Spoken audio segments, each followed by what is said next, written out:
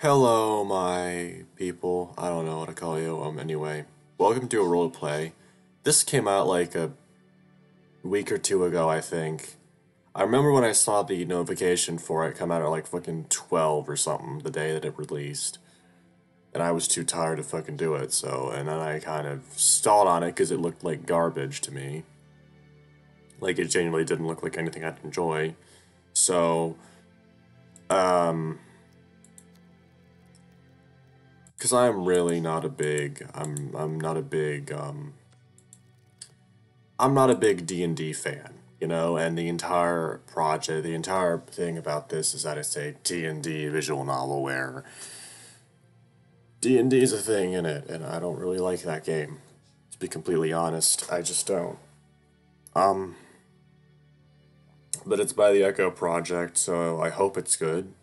But at the same time, I don't have much hope for it because the Echo Project has seemingly gone down this road where appealing to the simps is more important than following artistic integrity. I don't know, maybe that's not the case. Maybe the creators actually want to please the simps, in which case that's really sad. That's depressing. Um, Whatever. You can write compelling stories without putting in fucking sex scenes, okay? It's not that difficult. Anyway, enough blabbering on. Oh, it's a car. It's a car turn signal.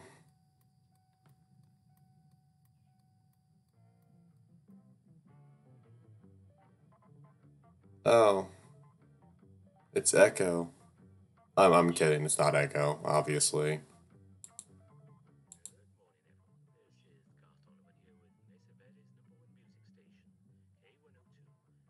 Um, that's that's fucking Blythe.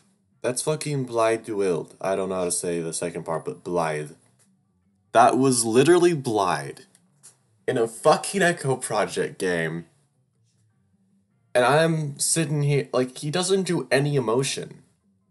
He doesn't do any emoting at all with his voices. He just does his. I mean, he just does his arguably really fucking cool like Welsh accent. I guess it's Welsh. I don't know. I mean Blythe. I'd assume he's Welsh. Um, but like he doesn't do any emotion with his characters. He just somewhat changes his voice, and I don't get it. I really don't.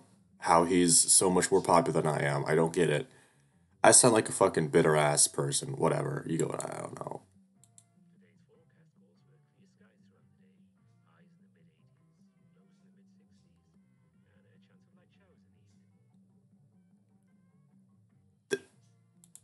That's that's fucking him. That is him. What the fuck? Also, this weather is totally fucking weird because right now we're dealing with like the throes of winter here in Georgia and all obviously across the entire US. And it's been in the 30s quite consistently here, which is very rare for this early. This early, it's not even winter yet; it's still fall. It's rare in Georgia for it to be in the 30s this consistently.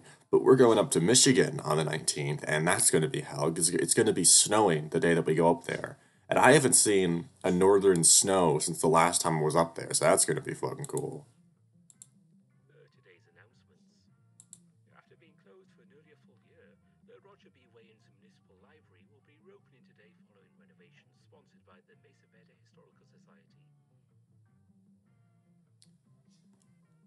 This better not be a fully voiced actor visual novel because I'm going to be fucking angry if it is.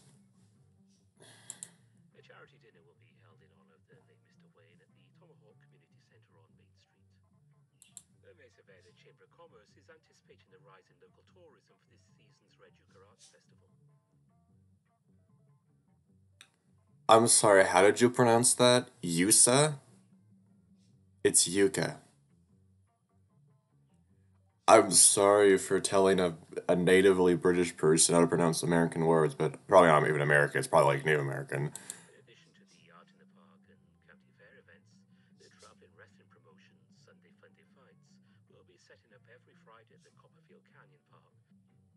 there. I'm pretty sure you should be like going like, so, a bit of emotion, please. Just off 7th Street. Tickets and information are available on the Chamber's website and the K102 social media page. Finally, the Mesa Verde Historical Society, in association Fuck you. will be starting its mine tour this Thursday.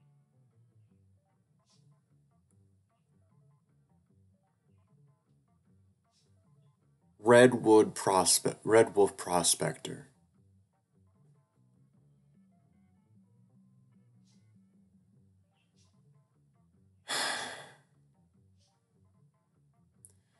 I mean, that's not an in-your-face reference, but it's definitely still in your face a bit. And I mean, cool, I guess, but at least it's not as severe as a fucking cathedral in what's supposed to be Furry World Amsterdam having Amicus and Chase on it.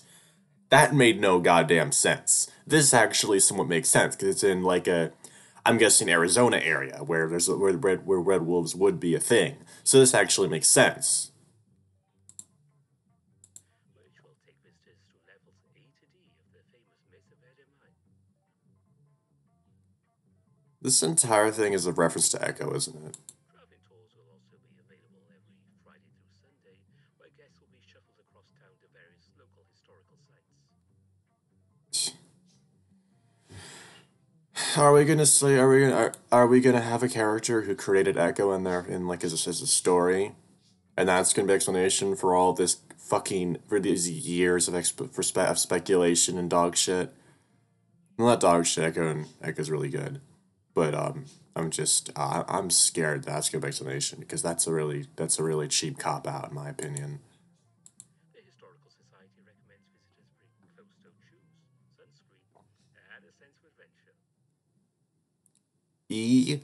Emote. Emotion is important if you're going to be a voice actor, dude. Again, this is Garth Donovan, hoping you have a very pleasant day. Wait just a fun second. This was supposed to, this here. This was originally supposed to be Carl's house. I'm pretty sure this was supposed to be Carl's house at one point.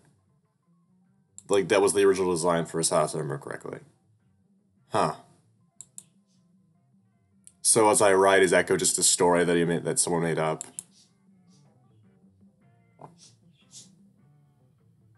Are we playing as Carl?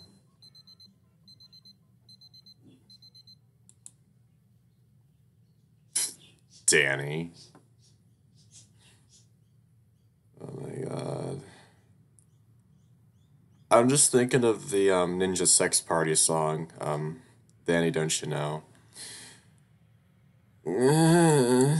What time is it? Well, for me, it is 10:44 a.m. Thank you very much, and I awoke at 9:30 like I do every day. I roll over, clutch it air for a few seconds before my fingertips finally touch my phone.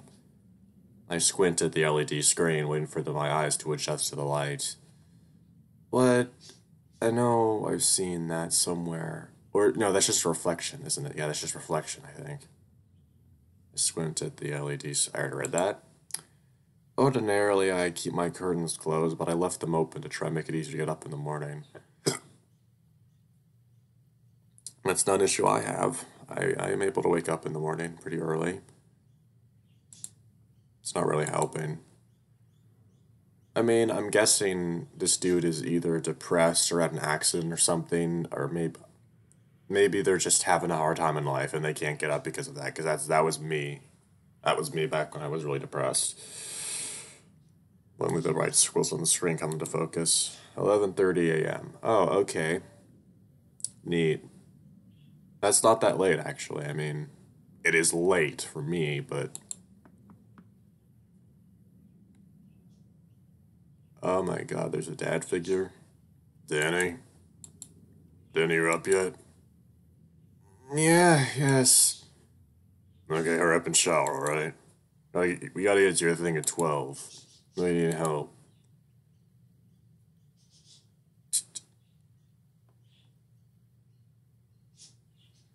Bruh. If you knew you had something to do, why didn't you fucking make an effort? Holy hell. Stretch myself out over the top of my comforter, feeling the shifting weight of the air mattress beneath me like pinpricks up my spine. It's always the worst in the morning. How? I grit my teeth, trying to sound too in pain as I respond back. Yeah, I'll double time it, no worries. Gotcha. Downstairs getting the truck ready. And her dad starts to move away from the door, but he stops after a few steps. I want a hot water bottle so that you can sit on it by there, okay? Blink. 5 minutes away, I'll be fine. Well, okay then. Finally, his footsteps trail out back downstairs. Setting my phone back down the edge of the bed, I grasp the sheets and slowly try to sit upright. That same pinching sensation from earlier is only amplified when I try to move, only ever really subsiding when I lie absolutely still. Usually in my arms. I usually use my arms to push myself up rather than muscles in my back. Usually helps a little. Wait. Did you get in a car accident? I'm guessing you got in a car accident and you got your legs hurt really bad. My pillows for this are in the bed and bathroom. I really should just move them to my bedside for convenience's sake. Maybe I'll take some extra so I'll be fine hanging out in public for a bit. I haven't talked to anyone besides Dad in a while. God, I will be fine. Oh, so, you have social anxiety, do you?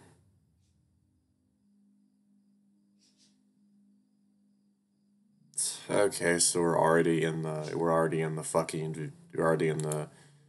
shitty D&D bullshit now. Your footsteps echo upon the checkered marble floor, amber light flickering along the polished surface from the many torches hung along the corridor. 1 every 15 feet. There's a one to your left, though. All that emanates from it is the blackness of a moonless night, or well, a moonless morning. You have awoken a few hours past twilight with a word of new orders from your superiors. You groggily sling your standard patrol kit on, likely pondering what could be of such rousing concern at this time of night. After all, the castle's plenty of guardsmen to cover the night shift. Per word of your captain, all you know is to be armed and ready for outdoor travel. Feels like an hour passes, the night sky lightening slightly into the violet hues of a pre-dawn sky. You gaze upon your own reflection cast in one of the many ornate mirrors that line the castle's halls. Oh man, I really wish that this was like a Castlevania thing, because that's so much more cool than stereotypical fantasy fare. You know, with the visage of a man fully clad in plate, eyes shattered and face fully covered, a fruity little scarf around your collar. Interesting choice of words. Fruity? The fruitiest. Okay. Doesn't matter. All the other guards talk smack about you behind your back about it, naturally. But you endure for the fashion statement alone.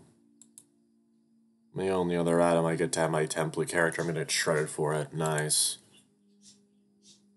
And keep it icy, buddy. Oh, fuck off, dipshit. I'll break character if I want, you fucking cockwaffle. Oh. You have yet to see anyone pass you by in all the time you've been out here in the hall.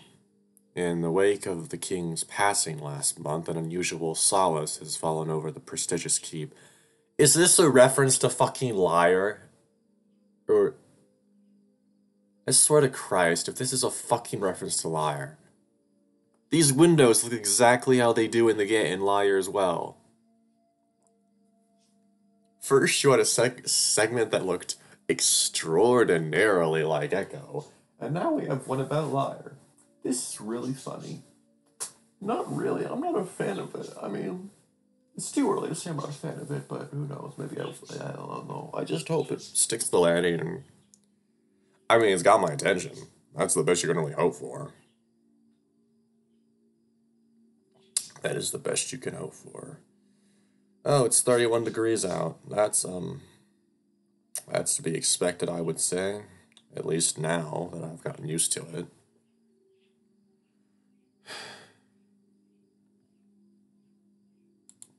the interior, once filled with all manner of merriment and expansionary planning, has been rather suddenly muted. Corridors he once loitered about with his expansive family are almost always empty, as if out of respect for the larger-than-life soul that once filled them. Ah, yes, because I'm sure the king was such an upstanding citizen, and I'm sure he wasn't totally a morally corrupt piece of shit. Now you can faintly hear authoritative voices coming from beyond the hardwood door at the end. There's a heightened voice that is audible even at this distance. You can make out the words. All necessary preparations and ensured safety. Beyond any closer, maybe you can make out more what they are saying. Do you dare? Sure, why not? An interesting choice. Why is that? Clack, clack, clack, clack.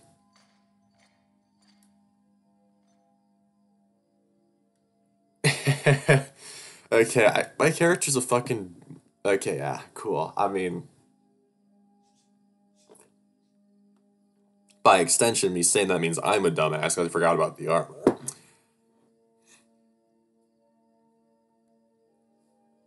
By the time you reach the door, all the speaking voices have ceased. Like maybe your 50 pounds of armor and gear clinging about you as you move may have disturbed them?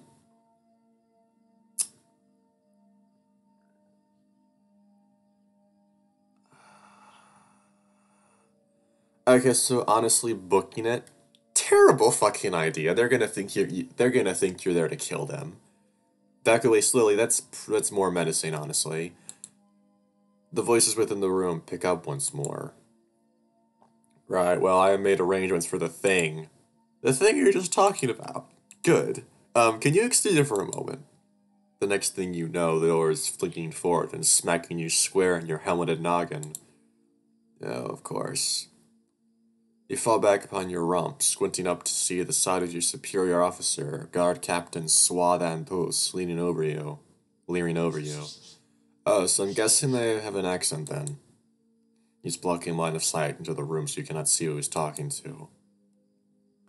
Though, okay, he's a knight. A stereotypical generic knight. With the helmet and such, it's a bit difficult to tell who everyone is. You should announce yourself there at least. But what's your name again? Okay, I'm going with Garth, because that makes... It's funny, he heard it earlier today. Maybe, no, he didn't. Garth. Garth.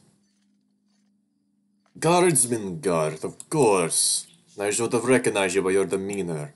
You remind me of one of those possessed statues. Like the ones from the stories. Scurrying about when my back is turned, but when I move, the face feels completely still. It's very creepy. But you work it well. You're also well rested despite the circumstances. His tone is eloquent and friendly, although there is an edge of hurriedness to it. Quite unusual for his normally lackadaisical demeanor. Okay, if I had to guess who wrote this, I would say it's McSkinny. Because this is not Howley's way of writing, and my favorite route in Echo is Flynn's route, and McSkinny wrote that one. So I'm excited. I'm now very excited, because he's honestly a better writer than Howley in my opinion. Which is good, because I have a special assignment for you. Apologies for the lack of prior notice, but things have been a bit hustle and bustle lately, yes? The two of you stare into each other's helmeted visages. This part of the castle is dead silent. He eventually gesticulates, swirling his gauntleted hand in a circular motion. Low-key busy, as they say. There's a special individual that I would like you to... It's alright, good captain. I can take it here and brief the guardsman myself. Oh, okay. That's a woman. That's not a voice you would, I apologize for the tardiness. Our manners of court have been exceptionally trying today, and I've decided a moonlight ride with my saddle was in order. It is so beautiful out there, after all. The captain's posture stiffened before he quickly bows his helmeted noggin. Your Royal Highness, of course, of course. You there, the guardsman with the captain? How are you this morning? So, does Garth say anything? Yeah, one sec. Majesty, ma'am, it's good to see you. I'm doing... I'm trying to think of a suitably appropriate word to say. Mary. There's a pause. Mary? My cousin, Matt. Guardsman. No. Mary is hapful, happy, mirthful. Full of mirth to be in your gracious presence, Madame Majesty. Oh, no. God, Captain Sun looks very interested in that torch by the wall. The one away from this conversation. However, she merely finds that the effort endearing, nonetheless. That shouldn't be there. You're funny, Guardsman Garth. I'm excited to be riding out with you today. And please, adjusting my title is alone. Alone is fine. I find that it saves time, especially with those whom I will be working alongside. Thank you, Princess. So is our mission. A royal escort, of course. She beams, holding her hands behind her riding dress and looking up at the mysterious garden before her. Mysterious. I'm actually rather capable of my own, being a practitioner of those arts myself, but I do so enjoy the company. My father instructed me to pay a visit to one of our wealthier families. It lives outside of town, about 3 hours' ride from the gates. It's to be a diplomatic affair. The family in question, the Bartises, own several silver mines along the coast, including some outside our territory. I won't get too much into the boring political details. What? It would be really interesting to hear about the fucking politics of a fictional world. Are you kidding me? I want to fucking hear about that shit. That's been for me to worry about, but recent imposed tariffs upon one imported into the kingdom have been extravagant. The Bartises have been vocally opposed to the tariff, and we wish to formally back them. The secret of me going on in the middle of the night, I'd expect something more, a little high stakes for the quest. Whatever. Understood, Princess. I will be happy to accompany you and provide my blade should peril arise. Wonderful. There will be joining you as well, as per the king's orders. There will be taking the back road through town, avoiding major thoroughfares. This, of course, for safety considerations. Also, it will prevent confusion. We wouldn't want the peasantry thinking there is some sort of royal parade afoot. I'm not remotely presentable enough for such an affair. My cape is still being cleaned from last month's sortie. He chuckles politely, though Guardsman Garth may be able to detect a tinge of nervousness in the captain's laugh. Understood. Yes, that is a fair precaution. Sod claps his hands, nodding. Excellent. Well then, let's be off. The sun shall be rising shortly. Sounds good, sir. Indeed. Duke. Yeah, 1 second, trying to find the background. Duke? It's the same color as Duke and Echo, too. Try to find the background map for the next part. Duke rummaged through his folder of materials for a minute before finally giving up, whipping out a tab from his backpack. What?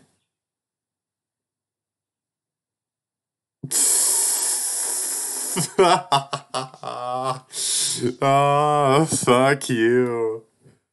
Oh my god, I like that. That's a cute touch. That's cute. That's fucking cute.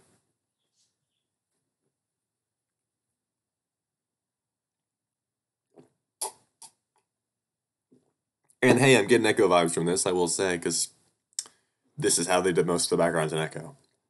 He taps at it, then sets it on the center of the table.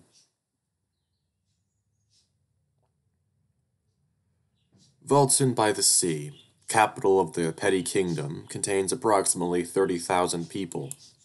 Originally a fishing town, Vulcan diversified into a smithing hub as vocational institutions and craftsman guilds were established. Carts of ore can be seen coming en masse, shipped from across the region to be crafted all manner of finished products. However, being rather perceptive of your surroundings and also being native to the location, you may notice something is a little off. Outside of the usual burgeoning industry traffic, things seem strangely quiet. There's usually quite a bit more people around even at this early hour. The guard captain leads you down an alleyway, with one of the minor side gates of the surrounding city wall now in sight to past a couple of buildings. The watchman runs past a nearby intersection, though he comes to a quick halt when he sees you. He spins on his heels and double toms in your direction. Takes him just a moment to reach the guard captain. He's speaking with some urgency, though what exactly he's saying is unclear, his voice hushed. The two converse for less than a minute, glancing towards the princess once or twice, before the watchman takes off again in the direction of the town square. Guard captain, what seems to be the issue? Why is everything so quiet? Captain Antus regards the two before him, thinking, It appears there is a little bit of a disturbance downtown. You know, angry peasantry and the like. Oh, that's terrible. It's got everyone so upset. You can detour and help, right, Guardsman Garth? Before you can weigh in your opinion, Captain Antus interjects. Oh, goodness. Oh, no, goodness, no. What you are doing is far more imperative than this. Come and squabbles, you know how it goes, yes. Your father's treasury exists to pay the watchman for situations such as this. We should probably avoid the warehouse district and stick along the wall edge near the bellows. The armored man flicks his reins, heading off. The princess makes a show of being rather visibly offended at the guard captain's dodging for question, before following up after him at a strong canter, nearly a gallop. She's known these cobblestone streets since she was a little girl, so veering through the various alleyways and thoroughfares comes naturally to her. Thus she catches quickly up to Captain Antus, right with Guardsman Garth bringing up the rear, as he rushing to catch up or taking a more measured pace. While Captain Antus and Princess Gwenhilda rush through the streets, Guardsman Garth stays a ways back, scanning the streets beneath his helmeted visor. Plastered on various walls, doors, and windows are rather strange-looking flyers. It's difficult to make out the text while moving, but the most striking feature of the imagery is the depiction of an anthropomorphic lizard. Flynn, holding a sack of silver in one hand and wielding several leashes in the other. Attached to the end of each leash are an assortment of grubby, loin-clad humans cowering at the lizard's feet. These flies are everywhere in this part of town. You start to piece together a few words scrolled in bold across the top. Out of sight, out of mind, no more. As interesting as this is, by the time the guard was able to catch up, the captain had thrown from his horse, the goer being the dock rope that was suddenly stretched taut across the exit of a narrow alley. Nah. The owner man humbles up to his knees, recovering from the stunning whiplash, this his horse still whinnying in surprise behind him. Owl guards, someone shouts. And that one, she looks awful ritzy. Get that one on the ground. Cacophony of angry voices fill the courtyard. Your party have run right in the midst of what looks like some sort of riotous staging area. Doors line the streets, torn off their hinges. Windows are broken, the cheap green glass scattered all across the street, making it sparkle like glitter. A man in a dress skirt and silken black pants lays... of course, because this is totally the solution to your problems, you fucking idiots. Murder is obviously the solution. Murder and rape and pillaging and fucking robbery is totally the fucking solution to your problems. My fucking god. I'm not even going to say anything, because I don't want to say anything, because I know fucking idiots in the comments will yell at me. Honestly, you know what? Fuck, I don't care. This honestly just... I've never understood why people think violence is always the answer to everything, regardless of what it is.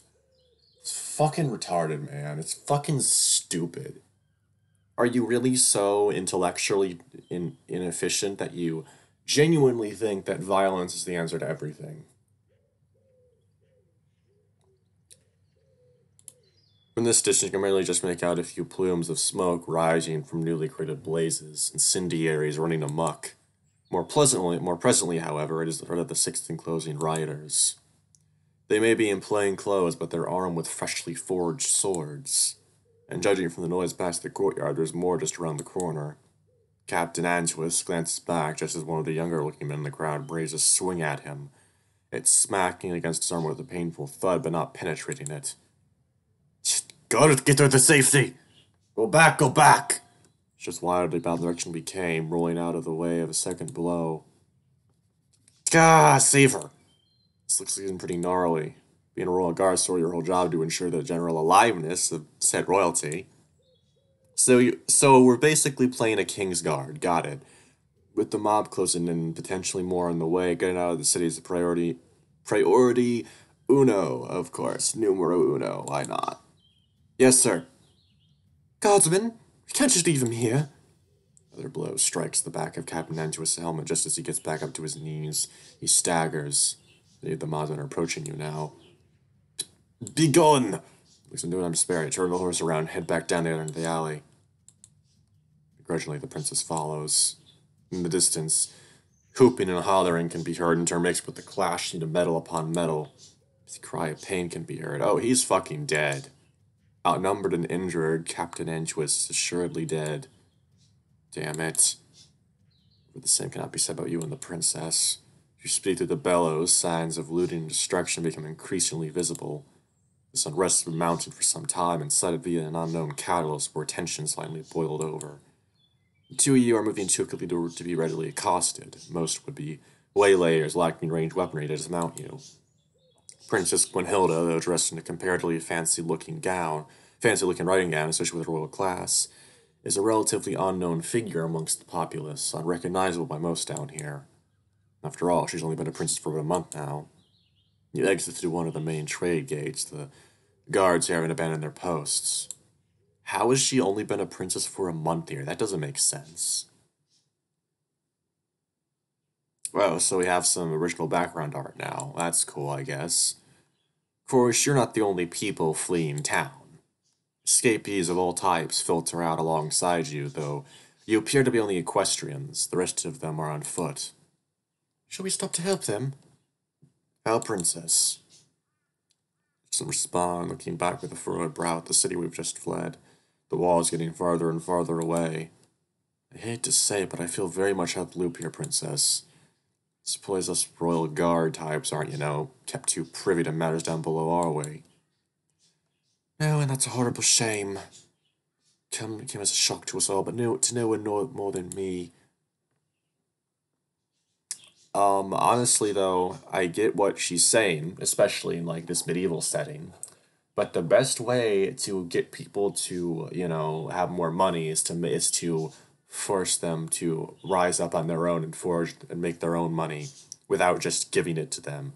Because giving money to people willy-nilly with no fucking stop is a great way for them to become complacent and expect it later, and for them to just not want to work because they'll just be like, oh, I'm just gonna get paid like $1,000 to sit around and do nothing, so I'm gonna quit my job. And then because people quit their jobs, the economy starts to fail, and fucking supplies and goods start disappearing and start getting more scarce as people stop making them. And if you keep giving people money and money and money, eventually the economy collapses and there's nothing for anyone. Yeah, I literally just went on a fucking economics rant in a fucking visual novel. Screw me.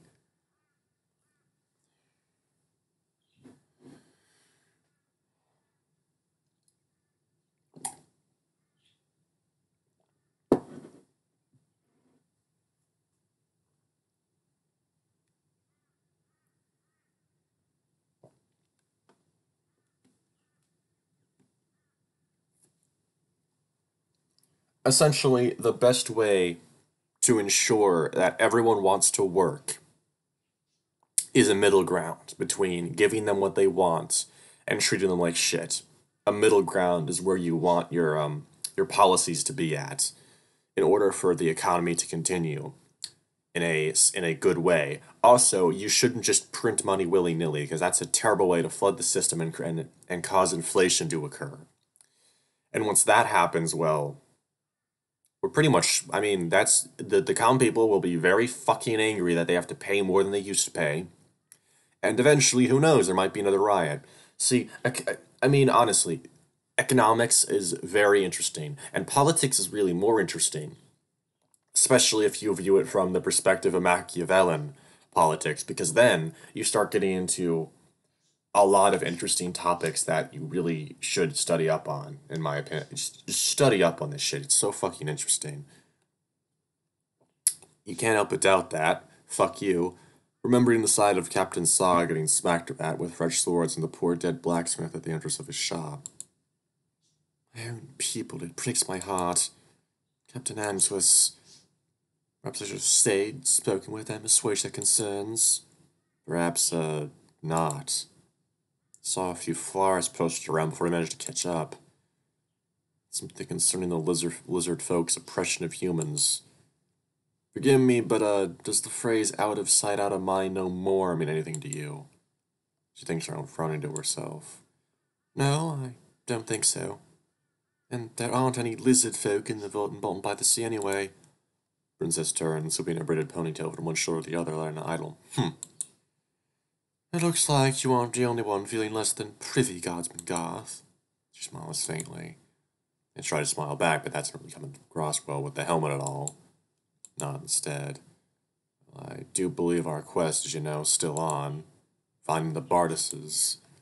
Said they're friendly enough with your family, so getting you somewhere safe with them seems like a good idea. Certainly, things should clear up between now and then, too. Any port in a storm.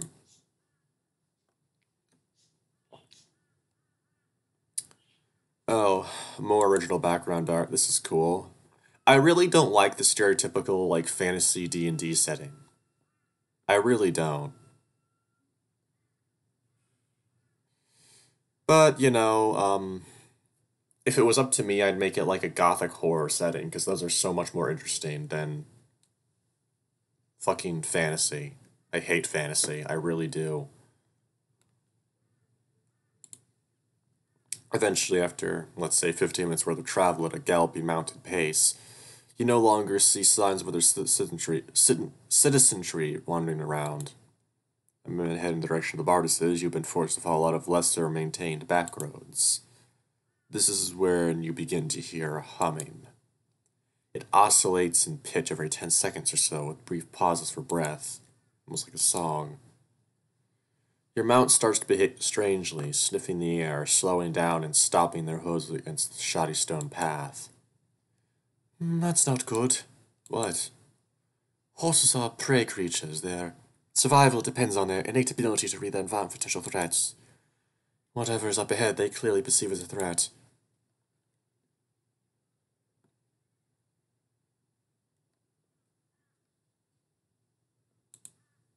Let's just get through it. These things were fast enough to get us out of Dodge during our escape. I suppose that's true. I'll try to calm down then. Calm down then. I'm sure we have some nice oatcakes in our saddlebags. In the meantime, I look around, trying to find the source of the noise. And to that end, it doesn't take you long to find it. First thing you see are glittering metal horns poking out from beyond the hill. Helmets with masks covering the faces of their wearers. 15 people are gathered in a clearing of what appears to be an old abandoned fort. Their backs are turned to you. Soldiers. It's unclear. What is clear, however, is that through their humming, the air itself is starting to distort like hot air above pavement. In the distance, smoke can be seen rising from Volton by the Sea, little blazes silhouetting the shadowy figures. They look out of place, like something doesn't belong in the sober daylight. The princess, being a mystic class herself, would be able to perceive this shimmering effect in combination with the dull amber glow at the center of the group, is generally associated with portal creation. However, something of this scale, with as many casters present at all at once, unheard of. Oh boy. Ready, Waz? You're due. Like I was saying, the distortion growing larger, swirling and cutting the air around the base of the tower. Streaks of reality not our own become visible through the tears in space. The kinetic energy of the swirling vortex is creating immense heat, singeing the masked hummers. Look like it's gonna get hotter here soon. Can I, go back? Away from the spell being casted? Yeah? Of course. Well, Paul's always waiting for Wesley to decide his character's action, but he doesn't. And the DM takes over. Okay, so as the one... Cathalim Brazil? As the weak-willed summoner steps one toe to line with portal's barely contained entropic force spills forth, The ground rolls, soil ebbing and flowing like liquid beneath their feet. The resonance of time and space shattering like thunderclap echoing throughout the hills. Hundreds of year-old stonework and cavalry begins to crumble. Portal energy destructive enough to rip through stone. Though the sun remains above unclouded, light itself is siphoned and bent by the dark magic. This lack of light creates a shadow over the valley and those that rely within it. You can feel the darkness upon your skin like a hot, scratchy shroud. Oh boy, this is gonna hurt. This is gonna fucking hurt my voice. The summoners needn't hum any longer, for the air itself hums, stealing their voices and playing it back to them as if mocking their feeble attempts at handling forces which they cannot fathom understanding. Those of weak constitution quickly succumb to the discombobulating inferno, and through the portal emerges Thalaxbru. Oh boy. Oi. Oh my, okay, so, we have a Cthulhu ripoff. I don't know how I'm gonna do a voice for this dude. One of the cultists, not completely discombobulated, calls out from amidst the embers. That rot orc messed up for us. The spell's in shambles. The ugly thing, not a lord. Purge it. Purge the orc too. Such a warm welcome to this world. Literally, it's rather hot, even for someone as you. Ah, right then. As smoke billows past his ankles, the eldritch entity strides forth from the source of his summoning. In the distance, he spies two humanoid figures by their mounts. Curious onlookers, no doubt, but they will have to wait until the scrappy remains of Cathambrixu's welcome party are dealt with. There are currently 6 of the summoners still standing, plus the aforementioned runty orc, though they don't seem too friendly with him. Speaking of the orc, knowing his role in all this, you can intuit that the mana reserves of this newly hostile hooded figures are rather low after the ritual, which perhaps explains why the only one nearest to him promptly pulls a knife and charges at him instead of casting a spell. Dagbad? Huh. Fuck. Fuck indeed. The strike hits critically, leaving the orc staggered. The other 5 move to attack the tentacled fellow, 2 reaching their target. Both hit with daggers, managing to slice at the big guy with a flank advantage. Wounds of the flesh, not of the spirit. Fear is not felt by Cathaxambru. I said that completely wrong. Cathambrixu, I don't fucking care. He retaliates a burst of psionic energy emitting from his mind and blasts others within a 12-foot radius, frying at their brains, memories and motor functions melting like wet and cotton candy. No. That spell's unlocked until 4 more levels. Remember when you went through the combat trial run for each of you, I showed you each option you add with your starter skill sets. Oh, really? Uh-huh. Okay, yeah, one sec. Within this realm, Caambruxu finds... Caambriu. I don't fucking care. Concerning, but the only... Fuck. Within this realm, Cathambrixu finds his feats and mental strength, which he ordinarily could wield effortlessly, no longer come to with ease. Considering but only a minor setback, surely. Even a fraction of his power is enough to handle low lives such as these. He turns to these attackers, directing a single focused blast of psionic force at him. It misses. Okay.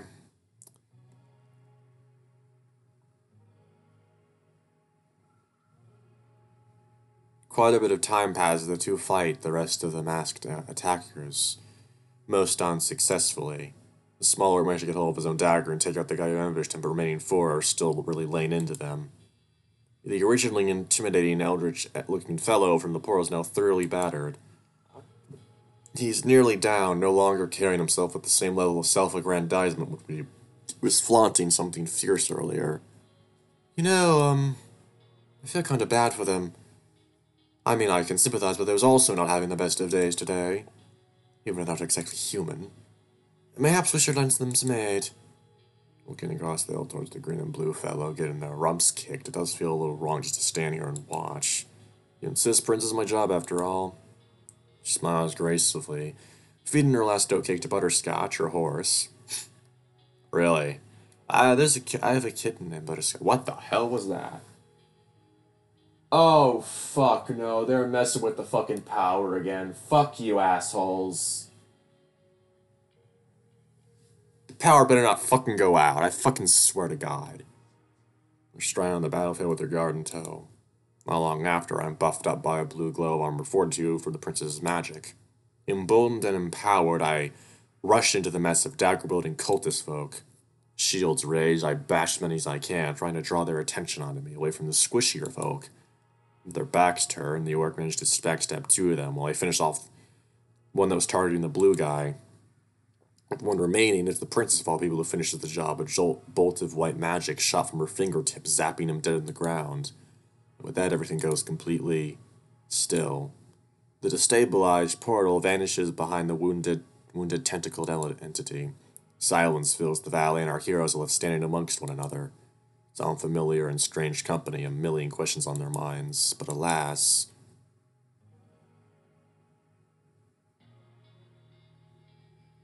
Oh, a human. A human individual, in a fucking Echo Project game. You will have to wait for another time. Oh, boo. Megan lets out a little laugh. Hey, it's almost closing time here. Gotta be considerate of the librarians. Just want to say that you guys did pretty good. It can be especially difficult to bring a new character, especially with what's essentially a pickup group. Hey, good action, boo. X is a character I've had for like over a decade now. It's not new. Still not even gonna try to pronounce that. Kathambrazu, okay. Kathambrazu. It's really not that hard. Inky the Squid Man. Megan laughs again. No. Apologies that this session was a little strange. The ARTP framework isn't really oriented for that dungeon crawly style you've seen other TTRPGs. Oh no, I really liked it. He has really neat characters. I feel so bad for coming into us, though. I really liked him. Well, you were the guys who ran off on him. I guess I did want to save him, though, for the record. A little pang of guilt well within me. Didn't really think that situation with the Ultra made a lot of sense. Princess's life was on the line, right? It would be out of character if I ditched her to rescue the captain. Slide out my character sheet in my pack. Regardless, this was pretty cool. Never done anything tabletop besides like Monopoly, so I was okay. Now you kicked butt out there, Garth. Never gonna guess it was your first time. A few pointers that I will get to in a sec. Kid beside me, Wazzy, I think his name is already standing up to leave. Quiet most of the game, skimming the rulebook and sketching things on the back of his character sheet. Enough already? Wazzy blinks, staring at the floor for some before responding. Yeah. He looks like fucking Jay from Marble Hornets. Well, maybe not Jay because the sideburns. Maybe it's, more like Tim. It's like a mixture of the both because Jay always wear that stupid hat. Yeah, Dad's picking me up soon. This being as gay as anyone else's. No, getcha. Sorry Dagbat didn't get much playtime. Gonna be here next week? Wesley nods, giving an indirect thumbs up. Shuffles out. Well, alrighty then, I guess we'll call it. I do have some homework for everyone though, and I'll make sure to email it to Wazzy when I get home. Homework? Yeah, you guys are doing good, but I want you to think a little more about my characters' backstories. Oh, fun. Fun, I love this shit. Quick write-up of how they got to where they be, aren't they? Motivations, traumas, harrowing experiences that mold them what they are. You know, truly a voice to stand out, something unique. This should be super easy for you to Tucker. Oh, hell yeah, I have a whole body full of that stuff in my guy. Yep, you, mentioned that. Several times now. So, Megan and Daniel, right? Yeah, I just got my Daniel, though. Cool, so this one will mainly for you. On account of your character basically being one of the starter templates. Sitting in my seat, feeling guilty for not having come up with an original character in mind like everyone else. Fortunately, Duke brought some printout templates in case something like that happened. Party kind of needed a tanky character, so I chose the basic fully armored warrior dude. Duke stands, putting away his special dungeon master view blocker thingy and slaying a few sheets of paper away across the table. when skimming it, the page lists a bunch of background details to consider for the character writing in bullet point format. Guess I have to address each of these. It'll take some time. It's not like I'm pressed for that lately. Give Duke a nod and... Alright, guys, about time I headed out myself. Definitely excited for the stuff I got in mind for the next time. Catch you later, and send me an email if you have any ideas or questions. Duke pushes a chair in and promptly disappears around the bookcase, heading toward the stairwell. Oh, time to buzz off then, heck. See you dudes, gotta get my info on my shift at 4. Have fun at work, bye everyone. Ming quickly got her to things, trying to catch up with him. Tucker follows suit. This must be how my high school teachers felt when the bell rang. I had a few more questions about a character sheet, though I guess I would probably ought to send an email rather than making everyone stay late. Oh boy. Danny Budd booked the meeting space. Duke had booked the meeting space on the top floor of the library from 12 to 3:30 p.m. every Wednesday. It's already 3:28 according to my phone. Time slot was the only one he could get that didn't conflict with any of our schedules. Well, their schedules. Mine's wide open. With a little grunt, I braced myself on the edge of my seat and put my body up. Shift my hips over and settled my butt back in my wheelchair. Oh. I was right. I was right. An easy enough transfer. Nowadays, I only have trouble with the swivelly office chairs.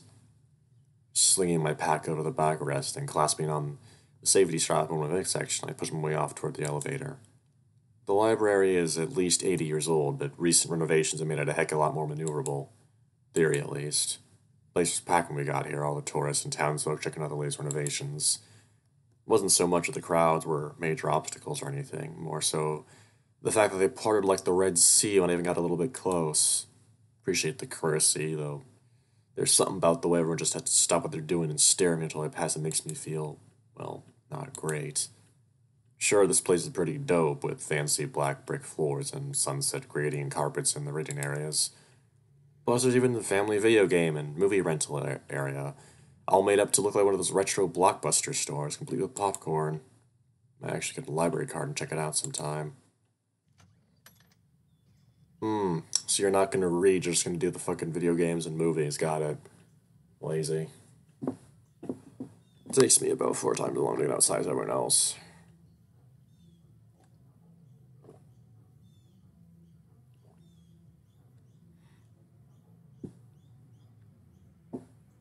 So they're all long gone by the time I'm on the sidewalk. Well, except for Wazzy, who is standing by the curb staring at his cell phone. He looks pretty young, so I'm surprised he doesn't have a car. So I'm not surprised he doesn't have a car of his own like Tucker and Dale. Megan rides her bike. I'm 90% sure he noticed me, but doesn't look in my direction. I lean back in my seat, tapping at the edges of my wheels. No sign of Dad yet. So, Wazzy, right? Reaction to me greeting him is almost like a wince, his shoulders visibly tensing. In the shadow, he turns his shoulders facing away from me even more. Oh, come on, really, dude? Heart starts to sink. The same horrible self-conscious feeling I get going out in public is now hitting me in full stride. The sooner I get back home my room, the better. Yeah. He responds a good 10 seconds after I ask the question, still not bothering to look at me. Sup? I'm also stuck waiting here. Didn't mean to bother you. Ow. It's Taunton Online, people. His phone actually turned to look at me for a moment. Oh, my lower half. Or lack thereof. Wait, what? You don't have a... Holy fucking shit. Yeah, they finally got Wi-Fi in the library. Kinda nuts it took this long. And again with the silence. Maybe I should pull my phone too, pretend I'm texting. It's what I used to do at parties when I didn't really want to talk to anyone, but also wanted to avoid looking like a skeeve. Ugh, wasn't the point of me joining this tabletop group to get out in the world and talk to people again. Oh, I'm way out of my element. My social skills are rusty as heck. These forced conversational situations don't come naturally like they used to.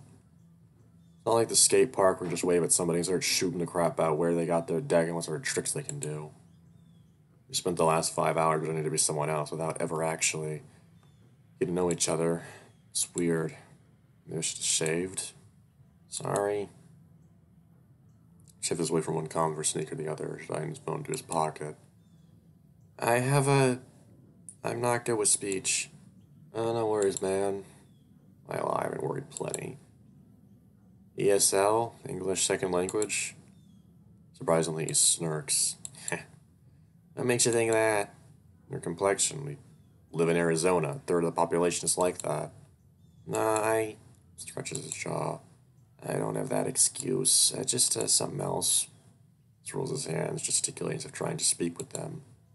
All the while, he's completely avoiding eye contact. Gotcha. Don't really, but I'm not gonna pry. On you or anything, man? Not much to say. What's up with Shit! Oh my fucking god, that's horrible. Holy fucking shit. Gestures toward me, specifically the absence of both of my legs. Oh, the double amputee thing. Or not to notice it. You're telling me, buddy. Glad I'm not the shortest one around for once. Yeah. Admittedly, I'm not at the point where I really talk cat in situations, so I'm probably looking very awkward right now. I changed the subject. I think Tucker was shorter than you. He's pretty stout. Yeah, that's true. Surprised he didn't play, they're called dwarves. Isn't playing as someone who isn't like you, the point. Shrugs. Wazzy's probably wondering why this handicapped idiot in front of him keeps asking questions right after he said he sucks at talking. Still, I can't really just go back to awkward silence, at least willingly. Oh yeah, I almost forgot. Duke gave us these homework shades to complete before the next session. Those help us flesh out the characters, make them a bit more three-dimensional. Dramas, backstories, spicy love affairs, that kind of thing. Read my pack, wheel my way over a little closer to show him the handout. Spicy love affairs? Squints at the sheet. I may have made that one up. I don't see Dad getting laid. Doing my thing, the characters he would do, got to assigning skill points. Got 2 in strength. So it came out real wimpy-like. Then shit doesn't, bode well in orc culture. Can't help but snicker a bit. Dude seems super silent and says stuff like that. He's also speaking more. Still with awkward pause every now and then, but not nearly as bad. I liked Sketchrays. My one line of dialogue. Fuck. Can't get much more out with Tucker's half-naked tentacle monster chewing all the scenery. What do you call his race again? An elder flayer? He nods. With his six-pack and nipples. He showed me some of the commissioned art that he had in his thing, the binder. Oh my god, he's into Cthulhu, isn't he? When everyone was getting their character sheets checked over by Duke, Tucker had this ginormous binder with his character name on it. Apparently, he'd been writing stories about him for over a decade. However, his character's race wasn't one of the selectable ones for players. It was an enemy type only. Duke wasn't going to allow it at first, although we got the impression Tucker would just straight up believe he couldn't play as a squid dude. So Duke relented, and it was apparent he steamed about it. Yeah, so he looked kind of cool. Like something from the cover of an old metal album. Like if armor or clothing in general wasn't doing any favors during that first fight, though. Woozy cants his head, so I might direct before looking away again. Yeah. Thank goodness for you, big metal man. It's on a bit of a voice, speaking half-hearted finger guns. Tankin' and spankin'. He put his sexuality in his character sheet, too. Just talking toward Tucker and his character. Said he liked chicks and guys. Sailing him back in my wheelchair. Slide down a bit so the back of my head lies against the top of the backrest. I'm not sure how open I should be around here. Mercive Verde is pretty hippy-dippy, so I ain't gotta worry too much about gay bashing stuff.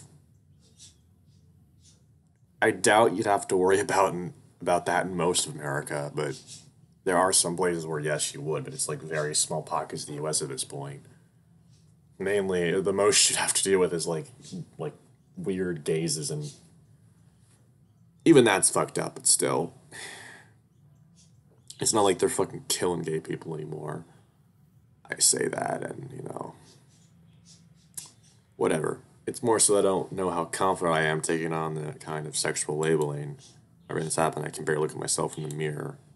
Couldn't feel any less sexy if I tried. Crap, not the one creating awkward pauses. No, my silence. Wazzy clears his throat and speaks up again. Which makes sense, because in, like, the flyer, yeah, every time it was LGBT friendly, Dookie with a big rainbow on it. Yeah. Sorry, I still gotta do this whole role-playing thing. My dad wanted me to get out of the house for a bit. Saw that flyer, it was either this or ceramics. Fuck ceramics, you made the good choice. I snark. What about you? Why are you here? Wazzy rolls his phone in the palm of his hands as he ponders that question, or at least while he tries to pick out the right words to use to respond to me. Long story, but sort of same as you. Yeah, pushed me into it. Surprised people still play tabletop like this. Not as rich in library. Do it all online now. Maybe it's just like an old person thing. If I remember right, Duke's 27. And like I said, old person thing.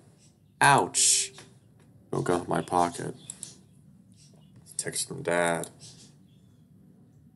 I'll be there to pick you up in a sec. Okay. Okay. I literally said that. Meanwhile, one of the passing vehicles slows to a stop down the block and early pulls over towards the end of the sidewalk. Looks like a souped-up golf cart. One of those off-roading types you take up to the mountains. Here they roll over all the time and squish people. Wazzy turns, hopping off the curb without a word and heading towards it. Can't really see his dad too well to the angle I'm at, but he seems like a pretty huge dude. He's got his hoodie up and some kind of skull print COVID mask or something on. It's fucking 2022. Stop wearing your fucking masks. PSA, everybody. Stop wearing your fucking mask. It makes you look like a psycho.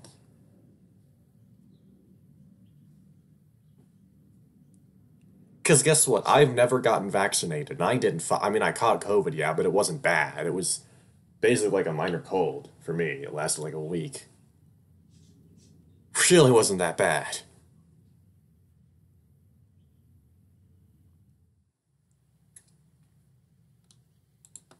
Definitely Walmart at midnight vibes. Quite a contrast with Wazzy. Goodbye. Wazzy slows and stops and he pivots on his heel to face me. While trying the words out. Did Captain Antuous get a goodbye? When you left him to die? I feel myself naturally get defensive. I'll have you know I saved the Princess Tentacle Man and your green butt back there. There are plenty of goodbyes. On reflection, it's a really weird thing to say. He's reaching his pocket, writing his cell phone, and withdrawing his cell phone and handing it down to me. Put in your number. What? Do you keep sending me group emails, but they're going to my thing? Pause. My spam folder, yeah. A short puff of air, tapping the contact screen and put in my information. Getting back to my phone, Wazzy grunting and adjusting his oversized sleeves. Wazzy, you gonna get in or what? With your fucking ass. I already hate this dude, and he's only had 2 lines. Dad's bassy voice seems to rumble the concrete, cutting to the relative quiet. A few peds a block away turn their head to gawk. Wazzy thins his lips, appearing mortified as he pushes down the brim of his cap. With the hand back his phone. It's in there, under the name Garth. There's a sort of half nod, stuffing his hands into his pockets and speed-walking his way back to the fancy golf cart. When you work at a skate park, as long as I did, you see plenty of high school kids come around with some pretty messed up domestic situations. Bruise, cuts, heck, even burns that can't really be attributed to a couple hours trying to do kickflips off the fun boxes. Kids would sneak off to the park and with barely a couple of dollars in their pocket and their cheapo big box store boards to try and escape things, at least temporarily. Every once in a while, the parent or step-parent would usually drive on by and find them. Then things got nasty. Threatened us at the board shop with all sorts of legal action, as if they were the rougher sort, or if they were the rougher sort, more physical retribution. Ultimately, though, whatever they yelled at us about would pale in comparison to what the kid would get at home. Most of the time, we never see them again. Looking at Wazzy now, the way his dad is acting, it's at least a little familiar. Call CPS, please. Call CPS or something. Part of me wants to interject to say something, maybe at least try to take the edge off whatever's going on. Yet I'm keenly aware of what I look like these days, and as much as the aches from this morning tingle around my hips, I'd much rather go home. 10 minutes. Oh.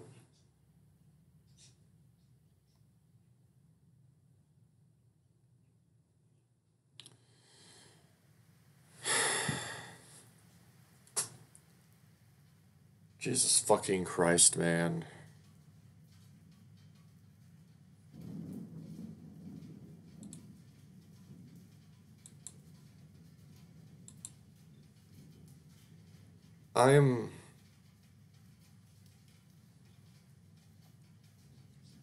If I had the power, every abusive parent would just be fucking shot dead. I fucking cannot stand these fucking idiots. You created this person. You brought them into the fucking world, and now you're treating them like shit because your own life is fucking shit. Fuck you, you fucking piece of garbage. Or maybe your life isn't shit. Maybe your life is great and you're just treating your kid like shit because you can, because it's something to do. Or maybe they're gay or something. Who fucking knows? Any reason to abuse anyone is a fucking joke. Fuck that shit.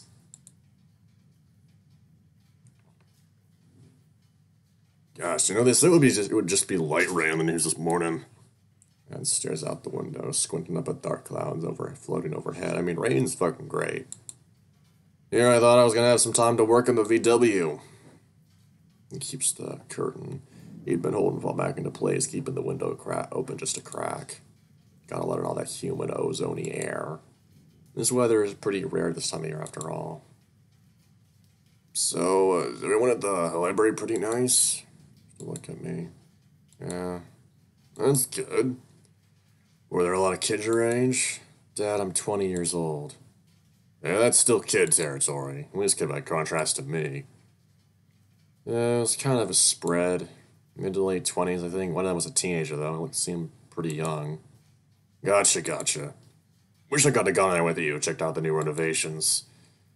You don't remember this, but back when this was still your grandmother's house, we used to take you there for the Saturday story time sessions they held. They had this big terracotta reading room with children's stories dating back to the pioneer days, including a bunch that were written right here in Mesa Verde. You loved it. Well, up until the librarian lady dressed up as a clown for that circus story and wouldn't stop crying. Speaking of ages, any plans for your birthday next week?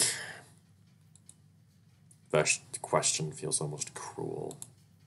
Why would I have plans? He knows I wouldn't have any. I barely left the house since I came home from the hospital a year ago. I don't know, maybe I'll make lemon bars or something if we still have the ingredients. Sounds like fun. Maybe a couple shots of vodka. No. You shouldn't joke about that thing. It's a really nasty habit. Okay, I'm sorry. It's glorifying TV and internet nowadays, but it's been a serious source of hardship for quite a number of your relatives. You know that 6% of all deaths worldwide are caused by alcohol. But you can have an addictive personality, not even know until you try it. Thin my lips, not about to let Dad know that I did, in fact, have a social life whilst I was in college. Or the fact that I've probably only been 2 hours away from breaking down into a Y-artery curled up state due to lack of pain pills. Wouldn't really call that addiction, though. More like medically prescribed coping. Right. Yeah, I was just kidding. I idly pushed the wheels of my chair forward a few inches, then roll it back, repeating the motion as I watched the rain pound the porch sliding door. Oh, I'm sorry, Danny. Didn't mean to make you upset. Stop glancing over. Oh no, I'm fine. Or is that some fun, yeah? Smiles reassuringly. Small back, thinking for a second. Saw they stocked up the library with this new rental section. All sorts of games and movie videos. Maybe we can pick up a library card? I'm pretty sure it's all free. You know, technically nothing like that is free. It's paid for by our tax dollars, and stopped himself. Sounds like a fantastic idea, Danny. Well, I'm surprised I already burned the ones I got you for Christmas. It's crazy, I mutter. Not like I've had much else to do. Maybe you could spend some of that time polishing up your resume a bit. Jesus walking around the fridge and pulling out a carton of this weird prickly pear cactus fruit juice he packed up. He picked up at one of the swap meets in Cottonwood. It has a transparent mauve color to it that makes it look like medicine. Super bitter on its own, but if you dump a crap ton of sugar into it, it's kind of banging. Push myself closer. Dad looking over with a raised brow. Oh, you want some? Yes, please. No, it's fetching me a cup from the higher shelves. Ice, no ice. Ice. How much? A little, a lot? About half the cup. That's a lot. I shrug. And 4 sugar cubes. He finishes filling my cup with ice and juice, passing some at my request. That's too much. I've never had a problem before. 4 sugar cubes, Danny, for a cup of juice. Really? That was just a one-time thing. Tastes gnarly without it. Black coffee.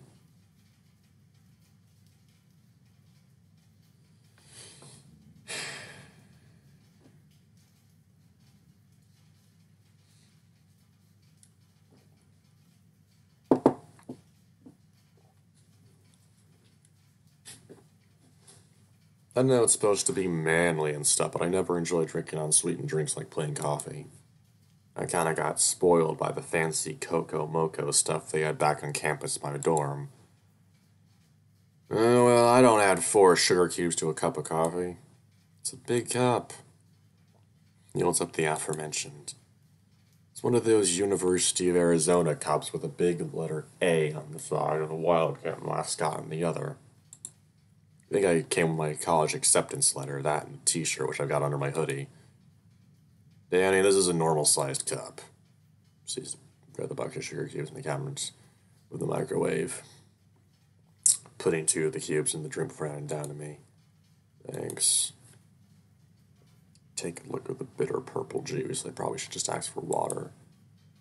So, some lemon milk and extra lemon bars and a library card. Anything else you want for your birthday? Reasonably priced, of course. Of course. That's over at the checkout building. My dad's laptop in the dining room. Dad's basically turning into a study.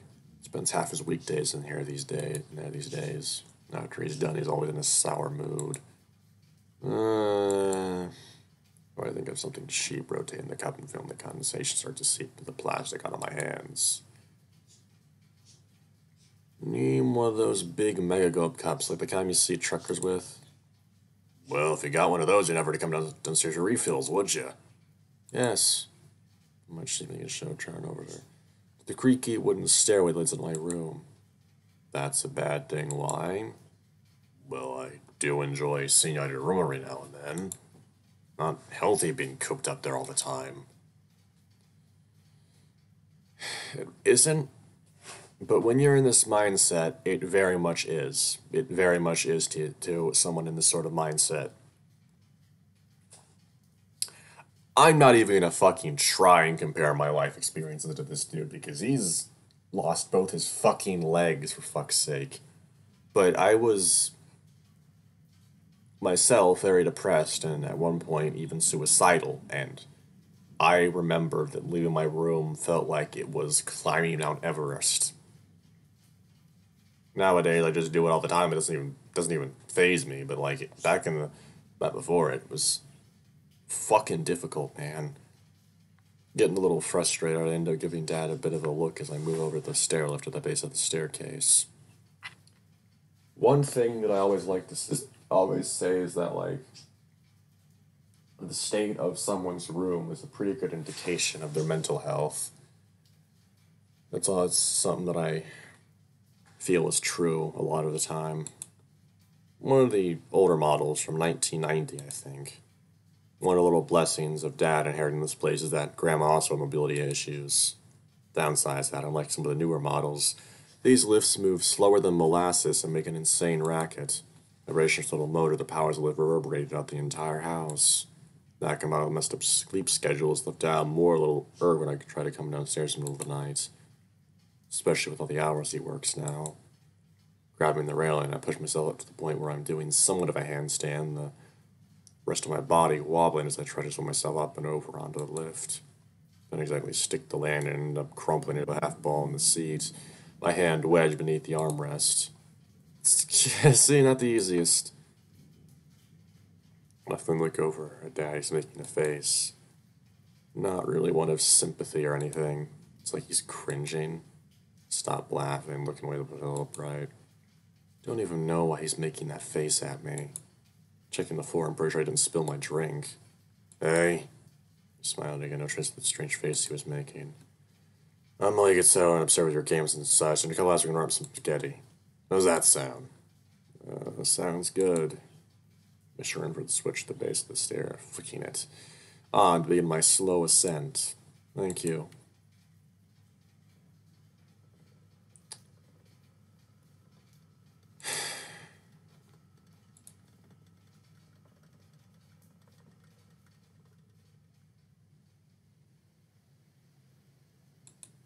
Ezra, is this what you have to deal with? I mean, obviously you still have your legs, but like...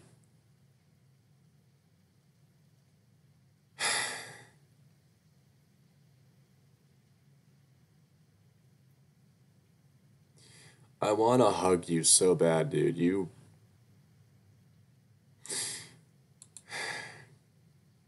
After swinging by the bathroom and meds, I finally get back to my room. My window is still open a crack from this morning, and a little puddle is formed in the cylinder of my platter of succulents. Well, my dad's platter. He keeps buying me cacti. Not that I mind, they're kinda cool, I guess.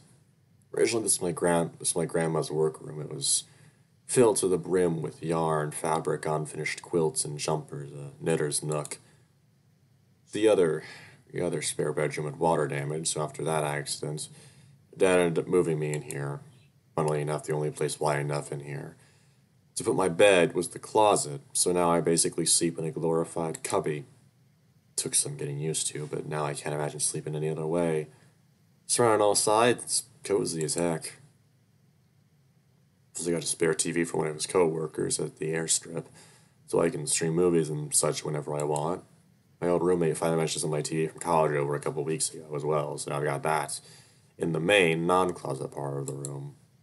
I've been mainly using to play console games when I listen to podcasts or music on my computer. With my own bathroom just a doorway, I basically everything I need up here sans food and drink. Rolling over to my couch, I promptly slip out of my chair and lay flat on my belly upon the cushion. Barely did anything today, but I feel exhausted. I ache everywhere, dude. The pills just trying to take a bit of the edge off. Usually I take a nap right about this time of day to pass the time until dinner, but I remember my homework from earlier and lazily tuck my chair over to get at my backpack. Okay, let's see here. I look over the worksheet, clicking the top of my pen. First question. What is your character's favorite food? My first instinct is to write down spaghetti. It's my personal favorite and already on my mind, but this dude isn't me. Garth is a kind of stalwart duty type. He probably doesn't get much luxury food. Does pasta even exist in medieval times?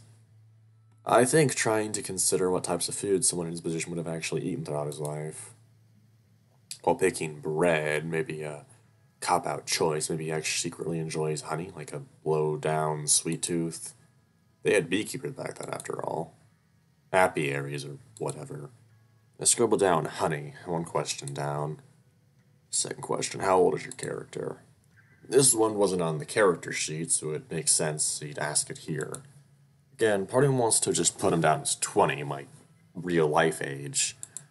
However, as I played him, he never gave me the vibes that he was that young. He's definitely seen his fair share of life. 38, that's a good year. Not too haggard, but still enough to have some kind of parental wisdom. Maybe I should play that up more next time. Third question. What is your character's opinion on where they are and what they are currently doing in life? That one's actually pretty hard, that one. Okay, a little heavier. He's a royal guard living in a castle. I mean, that's as prestigious as one can expect to be, right? I think he's pretty content, all things considered. Of course, he doesn't have a family or anything, but the owl guards aren't allowed to, so he's surrounded by other people just like him. There's not really any not really that sense of envy. Also, if he's gonna be anything like me, he's gay, so it's not like he's gonna be having babies with folks anytime soon. So yeah, intent. Fourth question. How would you describe your character's relation to love, lust, and romantic interests? Yeah, timely question. Even with Duke being open about the gay acceptance stuff and Tucker having a soul bisexual tentacle monster, most of the people at the table are still strangers. You might be uncomfortable with this kind of thing. It'd be weird to write a super in-depth synopsis about how much Garth gets it in. Unless the Owl Cult is... Our Owl Guard is some secret gay brotherhood. Garth is probably rather celibate due to his profession, though that's mainly due to circumstance. Involuntarily celibate. Yeah, I'm not writing that. That is...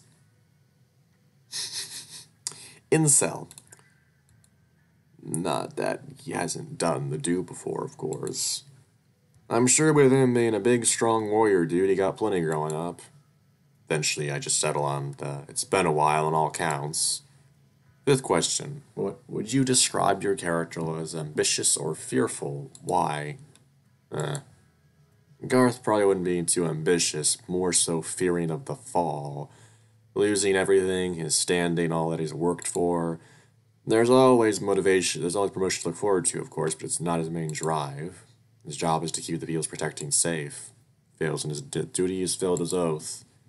His entire identity is that of simply being a rank-and-file Owl Guard. Guess that's kind of sad. Just going down my answers, starting to feel a little self-conscious. Can't help but think I only realize self when answering these questions, even though it's clearly just for Garth. Why what you know, right? Still, if I'm the only one here putting serious answers and everyone else puts down jokey ones, I'm gonna look like a huge dork. Sixth question, is your character a person of faith? How does that faith resonate through them? Ugh. I quickly scribble atheist NA before moving on. Really? No fucking retrospection, no fucking thoughts, no nothing. I get it, you're not religious at all. I fucking get it, but just saying ugh, as if all religious people are fucking bigots is a fucking disgusting way to think. And I'm not religious myself, I'm an atheist as well, I'm just saying. Seventh question, what is your character's biggest regrets? I exhale, slide back into my chair and scoot myself into my computer chair, transferring once more. Around my desk, which should be easier than my couch cushion. Garth is a guard, right? Something must have happened in his life where he couldn't protect something or someone. Situation so awful where he kept playing over and over in his head until he finally decided he was going to become the person he is now. Someone who is less of a person and more of an ideal made manifest. A masked visage representing the duty to protect. As the years passed, he remained this faceless entity. He became less and less of that regretful individual and more so what everyone else sees. A big old hunk of armor around his shield. And paraphrase that down to a couple sentences and move on to the final question. What was the most traumatic moment of your character's life? Is it connected to that sense of regret? My mind flashes back to the grief counselor at the hospital. The wording of the question is similar to something he said. When you experience a trauma, the memories of the incident form differently than most others, a survival mechanism for primal ancestry. Even after the event, and when all is seemingly calm and clear, it is as if some old part of yourself will wake up within you, brimming with fear. In this moment you are your most electric, endangered self, completely vulnerable. The strongest and the least reconciled parts of your experience can rise forth and put you back where you were when they occurred. And then, once the adrenaline fades, you are left with nothing but regret, knowing that no matter what rushed through your head this time, whatever last-second save or maneuver you could have done, you simply didn't, leaving you feeling as though the person you become is only a thin shell over this other victimized self.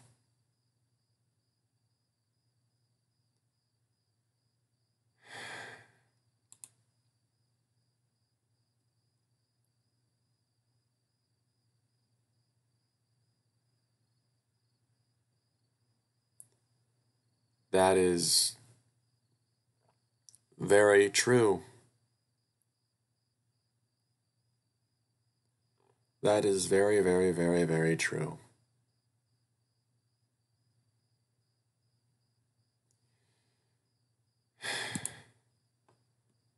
Stared at the page for a while, pen still in my hand. It hasn't been long since I re-upped my meds, but I can feel a little stinging to my knees. Oh, well, where my knees were.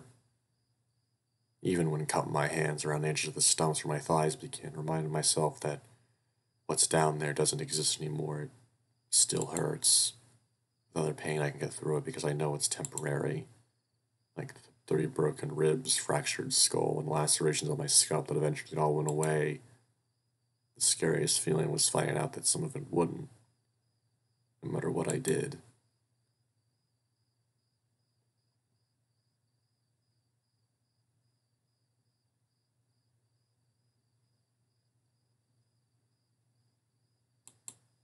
A never-ending reminder. Huh? I just hit my phone out of my hoodie pocket, setting it down on the desk. A new message. First, I think it's just Dad telling me dinner's ready, but it's not him. Hey, I drew you.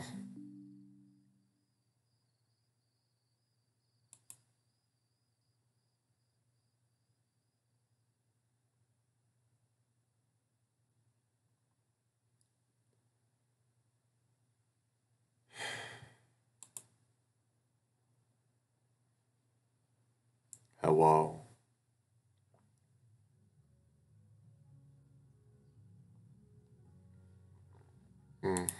Okay. I click my phone's power button on and off, watching the familiar lock screen go up and on, go up and go black. I wiped all my photos and custom backgrounds when I got home a year ago. Everything's still on the basic factory settings. Heck, I even took out my old phone case, which had amassed at least 8 different layers of brand stickers by the time I left the skate shop. Maybe I should reread some of the messages I already sent. Don't think I sent anything too cringeworthy. Access the phone messages, click the messages button. Alexei?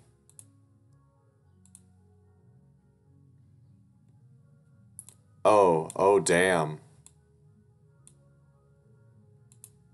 Oh damn.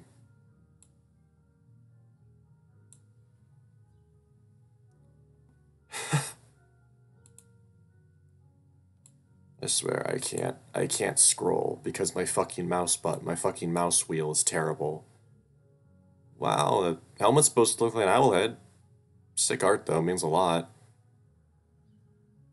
We're gonna have to keep this tin can ass protected. It will rust in the fucking rain.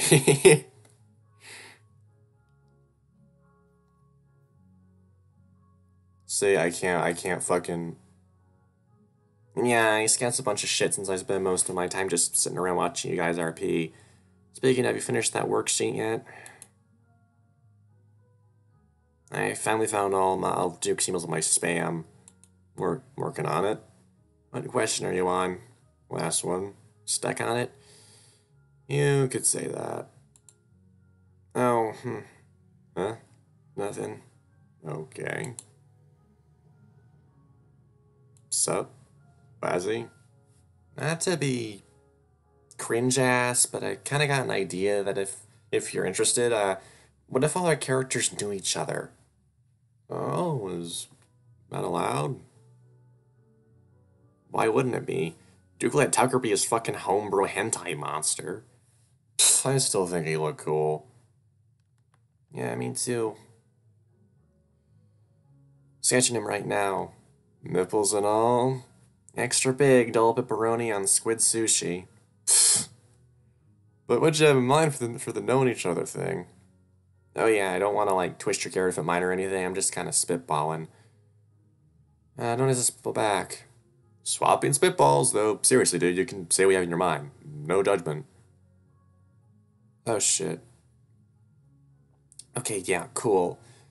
I mean, I didn't have anything too specific in mind. I just thought it'd be cool if Dagbat had like an advocate amongst the group, since it looks pretty bad the way they found Dag. Summoning Tucker's character with a gulp. That wasn't actually the objective of that. The ritual was interrupted. O.C. Seeley speaking. Duke told Tucker he needed to come up with some way his wild-ass character could join the group. But don't worry, I'm making it up. Making it work. For contest and what I'm writing here in Duke's questionarium thing, Bag's had a fucking rough couple of years. He's from an orcish stronghold. Come on, scroll down.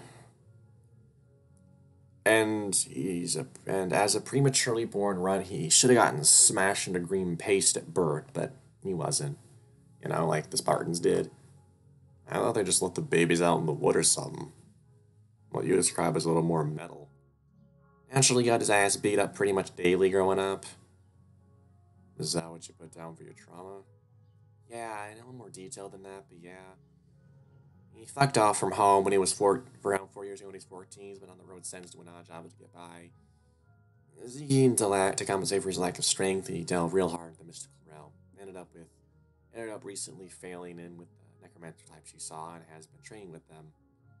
That being said, he never exactly drank the Kool-Aid and started just smiling on his way through the shit. Wait, necromancers? How them they do were brewing the portal stuff? Doesn't seem very necromancy. Yeah, again, had to make it work for Tucker. I love how he got such a grandiose entrance and then proceeded to not land a single blow the entire fight. Even when the princess saved his balls. Oh, hey, it's our duty to protect you, right? Jesus. I never took you as the type of guy to XD. You've known me for less than a day. We had like one conversation, dude. Well, yeah, it was a memorable conversation. Come across all cool and wise and older.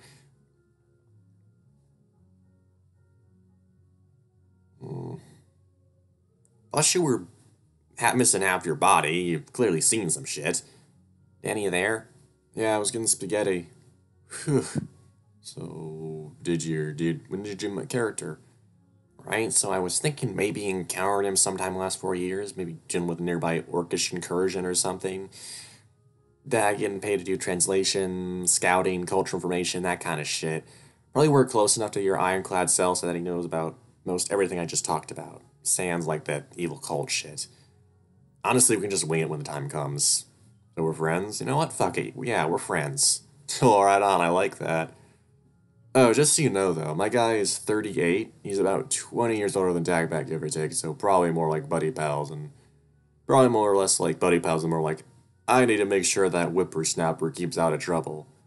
Damn, that old? Equal Pierce Bowman twice your age isn't really possible. It's the natural power imbalance that comes from years of, existing. Dig it though, your idea. Okay, oh my god. I think my guardy dude lost some people close to him early on, maybe to like orc raids, so there's a natural uneasiness, but hey, he's trying to do better, working out his issue by helping Dag. Cool. Do admit I'm kind of high for the next session now. Same. Can Guardsman Danny prevail over his incredible racism? Like how he thought my Mexican ass didn't speak English this afternoon. I never said that. Just saw you had some trouble speaking, assuming English wasn't your first language. Thanks. Saw you had trouble walking. I assume you were white. Dude, what? You munch again? Shit, sorry, I get real familiar with text. It's like you're a different person. Nah, same guy, just with all the speech issue shit, RL. BRB. KK. Has been asking about intent for the last hour. Last 6 hours. Crap, are you in trouble? Nah. Don't worry about me, I'm good. Wait, are you white? Never said that earlier, but you got, like, the eyes. What? The almondy ones, almond shape. My grandpa was Chinese. He died before I was born. But the rest of my family is Caucasity City, dude. Oh, cool. It's very Keanu Reevesy. Really? Huh. That's the nicest thing anyone's ever said to me. Keanu Reeves if he had kind of chubby cheeks. Thanks. You're welcome. My dad's Mexican and my biological mom was Bedouin Arab, so double brown here. Oh boy. Oh my god, fucking... I usually just tell people who ask that I'm Mexican since I don't really have ties to that other half outside my name. Your name? Wazkeeks. I don't know how to pronounce. Wazkey, okay. I just go by Wazzy, though. Pronounced Wazzy, right? Yes, it's a cool name. Thanks, I didn't pick it. Alright. Finish your Tucker's character? Nah, I'm doing it on my tablet. I also keep getting distracted by some loser who keeps texting me. Usually I was talking about you. Self-centered as fuck, I swear. Who else are you talking to then? No one? Just you? Man, and here I thought you were just some meek little dude. You're feisty. I also slap half from being kept up all night, which I don't often do, even though I was homeschooled. Still being homeschooled. I used to talk to someone I know IRL. Oh, you were homeschooled. That explains a lot, man. Fuck does that mean? Fuck does that mean, dude? I was homeschooled. Hey, Dan the... Okay, Dan the man, really. Fucking Dan the man.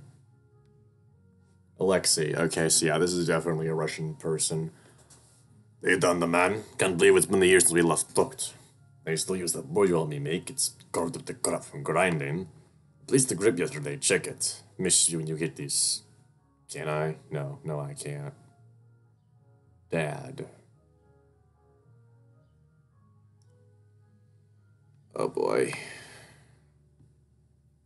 Harkness and Fine? Who the fuck? Spaghetti should be ready in 20 minutes when you get home.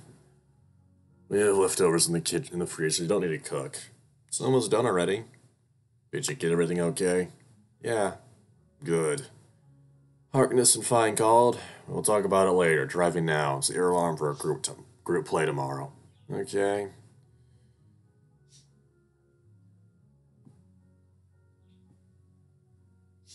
Choices, prompts, images, and hyperlinks may also be interacted with.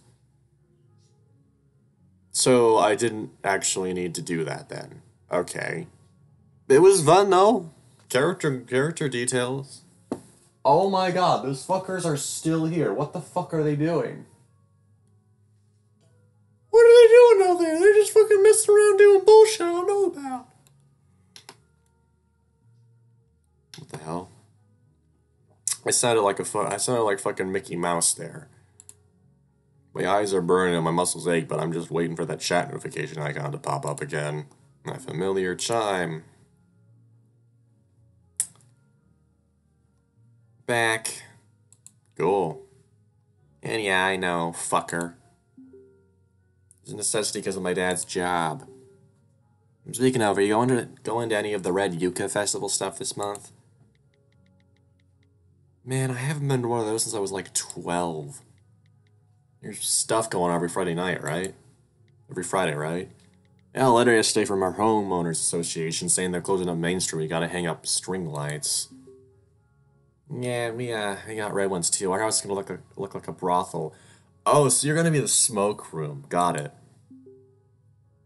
Probably gonna spend today helping Dad get ready for that. Oh, you guys are gonna have a booth? You guys are gonna have a booth? Something like that. I'll send my advert pamphlet once I finalize it. Jesus Christ, is that the sun? Yeah, wow. Surprised you're still texting. To be honest, I usually go to bed around 4 a.m. That's fucking terrible. Holy shit. Better sleeping schedule, you fucking moron. This Algar's a night owl, lol. Boo. Sorry, I'm even tired. Might grab my pack and head out, hike a little. I'm gonna scout some trails for ATV riding. Or they got a rental shop for those at the bar and grill edge at the edge of town. Grill place edge of town. Yeah? Bruh. Yeah, usually my friend's four-wheeler and we'd ride out to the dunes.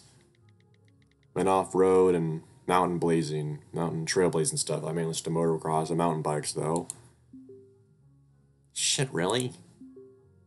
It's cool as fuck, but, yeah, my situation's changed. I don't know where I wasn't gonna invite you or anything. Shit, a conversation in person anyway. This is way, way, way more enjoyable. Yeah, I might have a blast talking to you here. Lol, thanks. Likewise. I'm gonna get my butt unstuck out of this computer chair and see if I can make my dad breakfast before he heads to work. Aww. Oh yeah, you're not paralyzed or anything, so your ass probably gets all tingly from sitting in a chair all the time. Oh my god, that's like me. That's like me talking to Ezra, just like, oh, so wait, you can still feel your legs, right, dude? It's just you can't move them? And he's like, yeah, it's not like I was paralyzed. It's funny. I love the dude. I fucking love him. He's the best boyfriend I could ask for. Dude, you don't know the half of it. Okay, seriously, I'm gonna BRB to make food. You're so nice. If I try that, I'd probably get cussed out for making something that wasn't Dad's specialty diet of the week. I'll TTYL, Wazzy. Be good. See ya. Wait, what?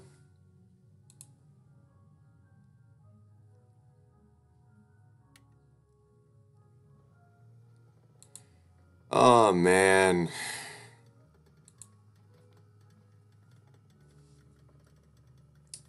There's pots and pans or something.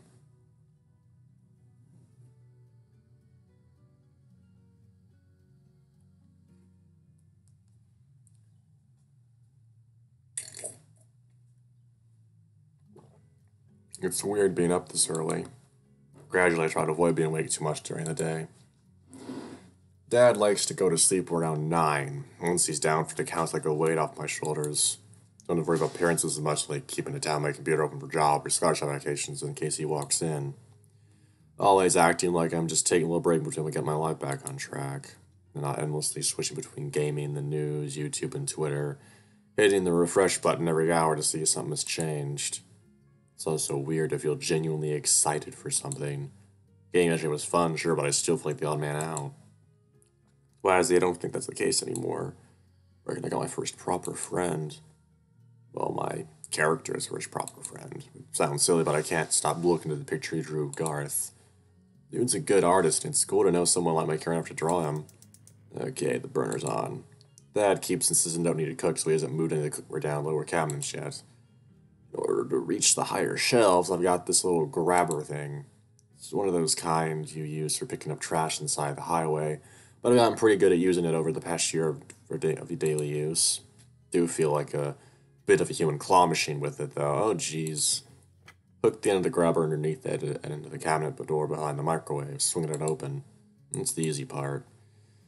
The problem is that Dad stacks all the pans together, so I gotta lift like 8 of them with this and while I'm going for the one on the bottom.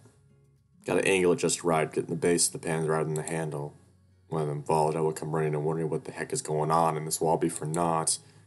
Biting my lip, I carefully bring the mass of pans down to the kitchen island beside me. There.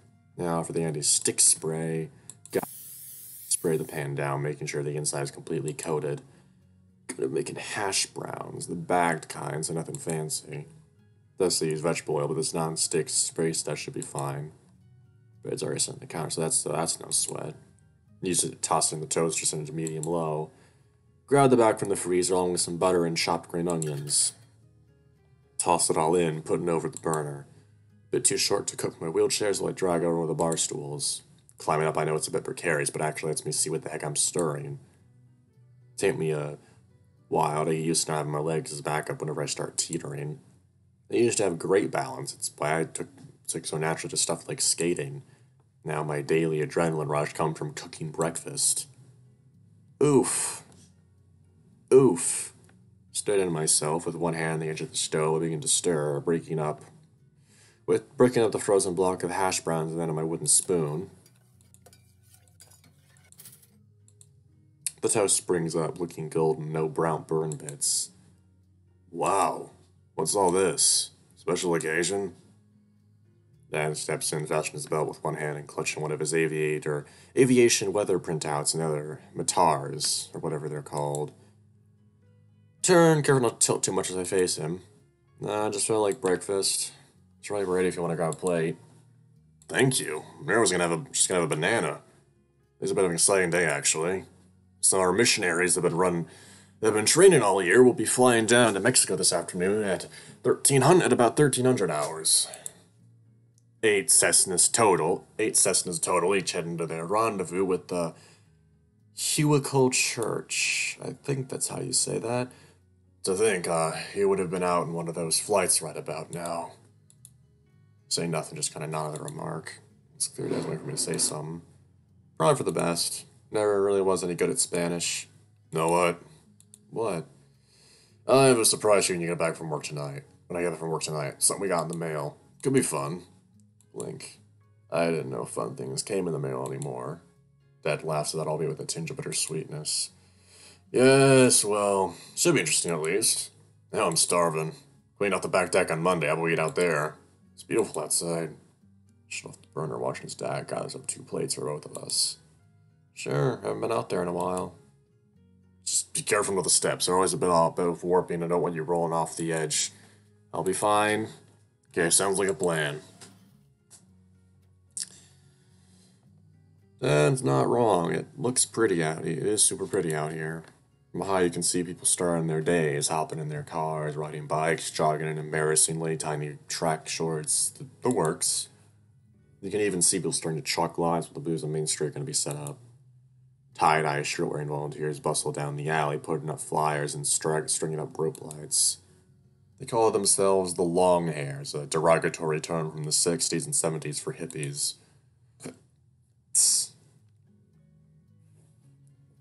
God. Oh no, they don't like authority. They're all communists. Oh no. God, wow. Okay.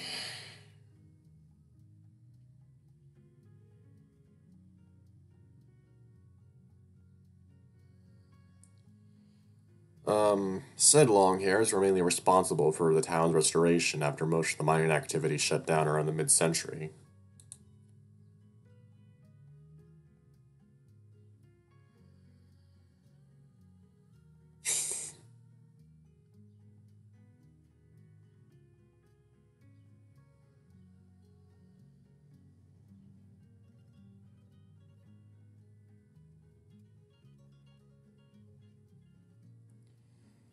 Oh, good grief, Vivian, really?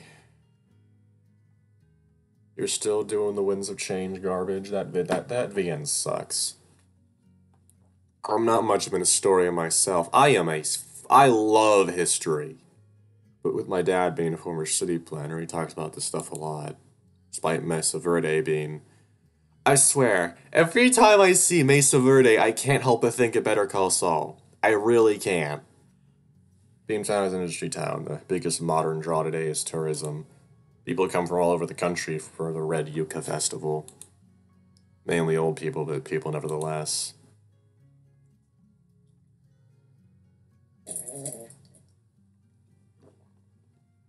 If you haven't seen Better Call Saul, what the fuck are you doing with your life? Fucking watch that shit.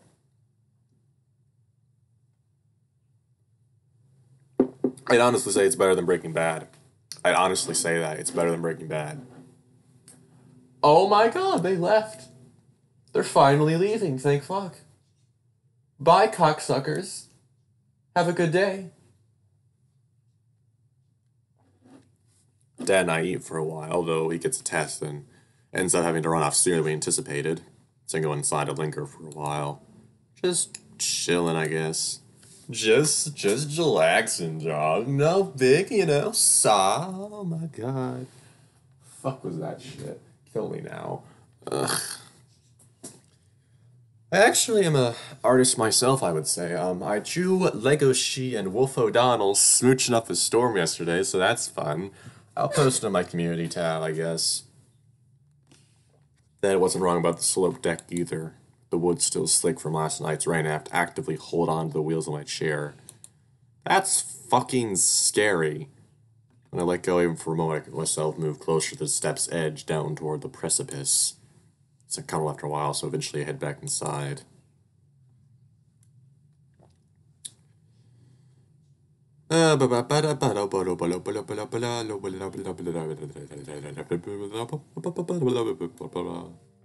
Dad doesn't manage to get home till nightfall. Apparently some of the planes had some engine troubles, which caused last-minute delays. They had like 60 missionaries all just squatted in the tarmac for 5 hours since fire could prevent them going inside the field office. Wasn't stretching it too much, usually like being home alone. Surprisingly, I haven't got any more texts from Wazzy.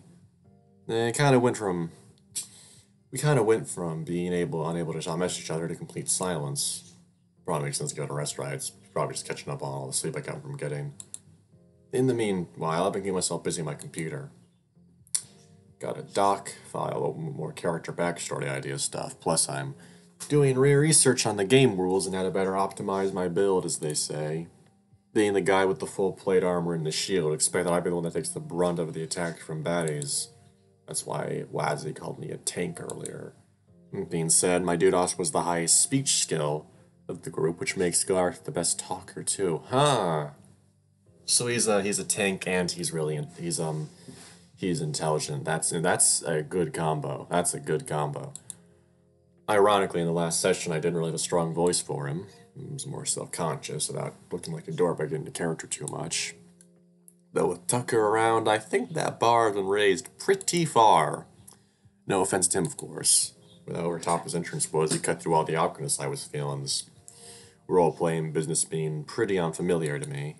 Plus, he was the only one there who didn't gawk me when I rolled up in my chair. He was kind of already in his own little world, telling everyone about his character. No small talk, just straight to the fantasy. Megan was pretty cool, too. She reminded me a lot of the oddball girls I used to know back when I was still in Tabernacle Choir. Are you... Okay, Okay, yeah, I'm starting to understand why maybe he said, ugh, at religion. Yeah,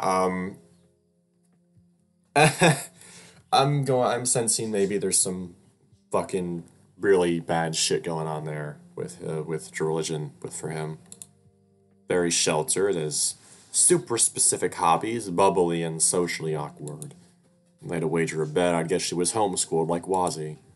I'd say they had all those vibes, really, except Duke. I scoped out his social media profiles after talking to him via email.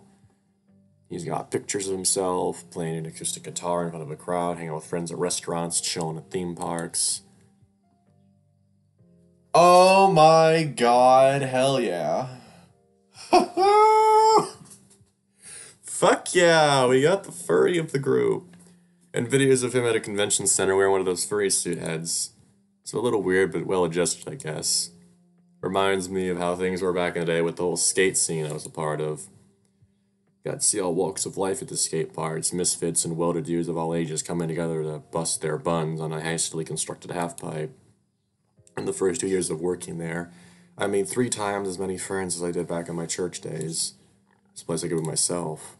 Heck, mention I was gay would just result in people trying to hook me up with other gay dudes they knew. No, generally being good-natured joking. I was the cool dude to help run the board shop and could skate the pants off the comps when they came to town. Because of that, I got respect. I like to think that Garth is like that. Guy does pretty well what he does for a living and old enough to be respected among his peers. Just threw him to a real unusual situation, putting up what confidence he can muster despite being surrounded by monster men and a princess. Learning to hear Dad shuffle about to below his weight, saving the document way downstairs.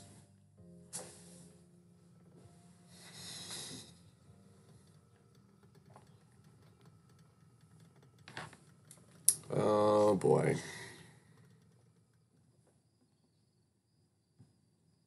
Well, hello there. Yo, wave limply. So, the surprise? Right, I almost forgot. Dad sits down his bag of work stuff in the kitchen island, rifling through it for some which on a manila envelope. He opens it to reveal a CD, a smaller sized envelope, and a letter. He clears it up beginning to read the letter first. Attention, Mr. Wren. The CNBL Radio and Broadcasting Survey Group would like you to be a part of the CNBL family.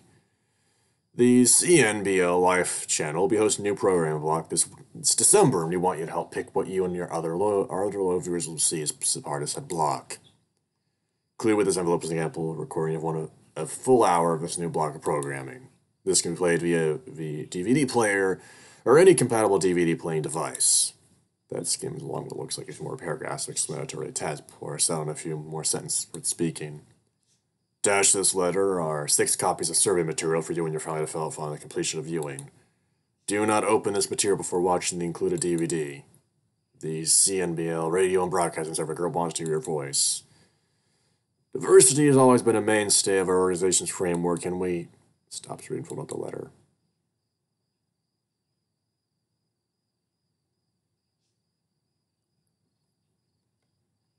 Fuck you. Fuck you.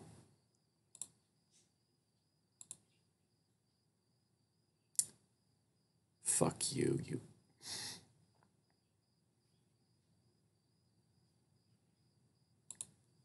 Okay, I think we have the picture. Dad smiles, the perks a brow at me.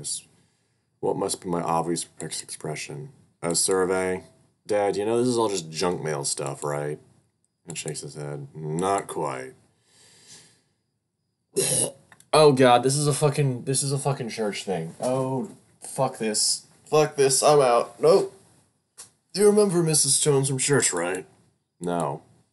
Well, her husband, the civil engineer from Burbank, his brother-in-law, has been interning with CNBL over in Anaheim. Talking about all the cool shows and programs I got to test watch in advance. All you gotta do is have someone from the company vouch for you, and you get sent your own copy of the programming. Put a custom watermark in the footage you can't burn or upload online. Really neat part is that they want us to help pick them what they show on television. Shakes the unopened envelope. Sticker with the CNBL logo is pressed over the flap. Predicts 2 mountains, a lake, and a trout jumping above them. My share. I don't really know what CNBL is. Is it, religious? I can tell Dad's a little offended by the tone of my voice now I ask the question. My reluctant demeanor shining through, apparently. No, it's just a regular TV network. Millions of people watch it. It's part of most cable packages these days. No, guess I don't really watch much television. You know, that's astonishing for someone with 2 TVs and a monitor in their room. I'm gonna just stream stuff, you know? Those commercials.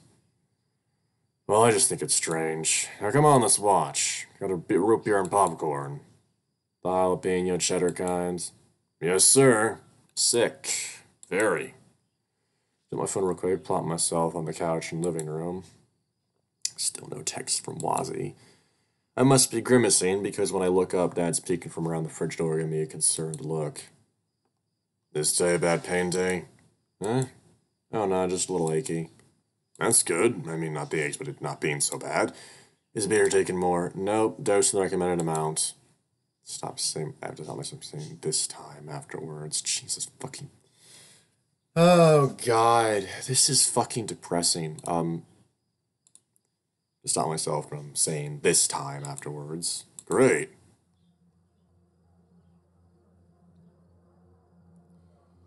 Ultimately, the DVD contains about a full hour's worth of some reality show about people relocating to new places, taking on new jobs, and acting like they belong despite the unfamiliar setting.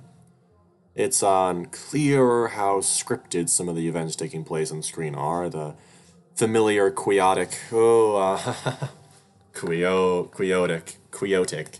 familiar quixotic trappings of modern reality television on full display. I love you, McSkinny. Don Quixote is one of the best novels I've ever fucking read. It is one of the best novels written, period. Fucking read that shit. The familiar quixotic trappings of modern television on full display. Being said as entertaining, though. Like one middle-aged lady from a finance office in the outskirts of Akron moving to New York. She got hooked up with a job at a punk record store and pretend she's been part of the underground music scene all her life. They even give her a full makeover, nose piercings and all. This is all interspliced between ad breaks that I don't remember being as long when I was a kid and still watch TV. Placated with delicious root beer and spicy popcorn, I end up watching the thing regardless.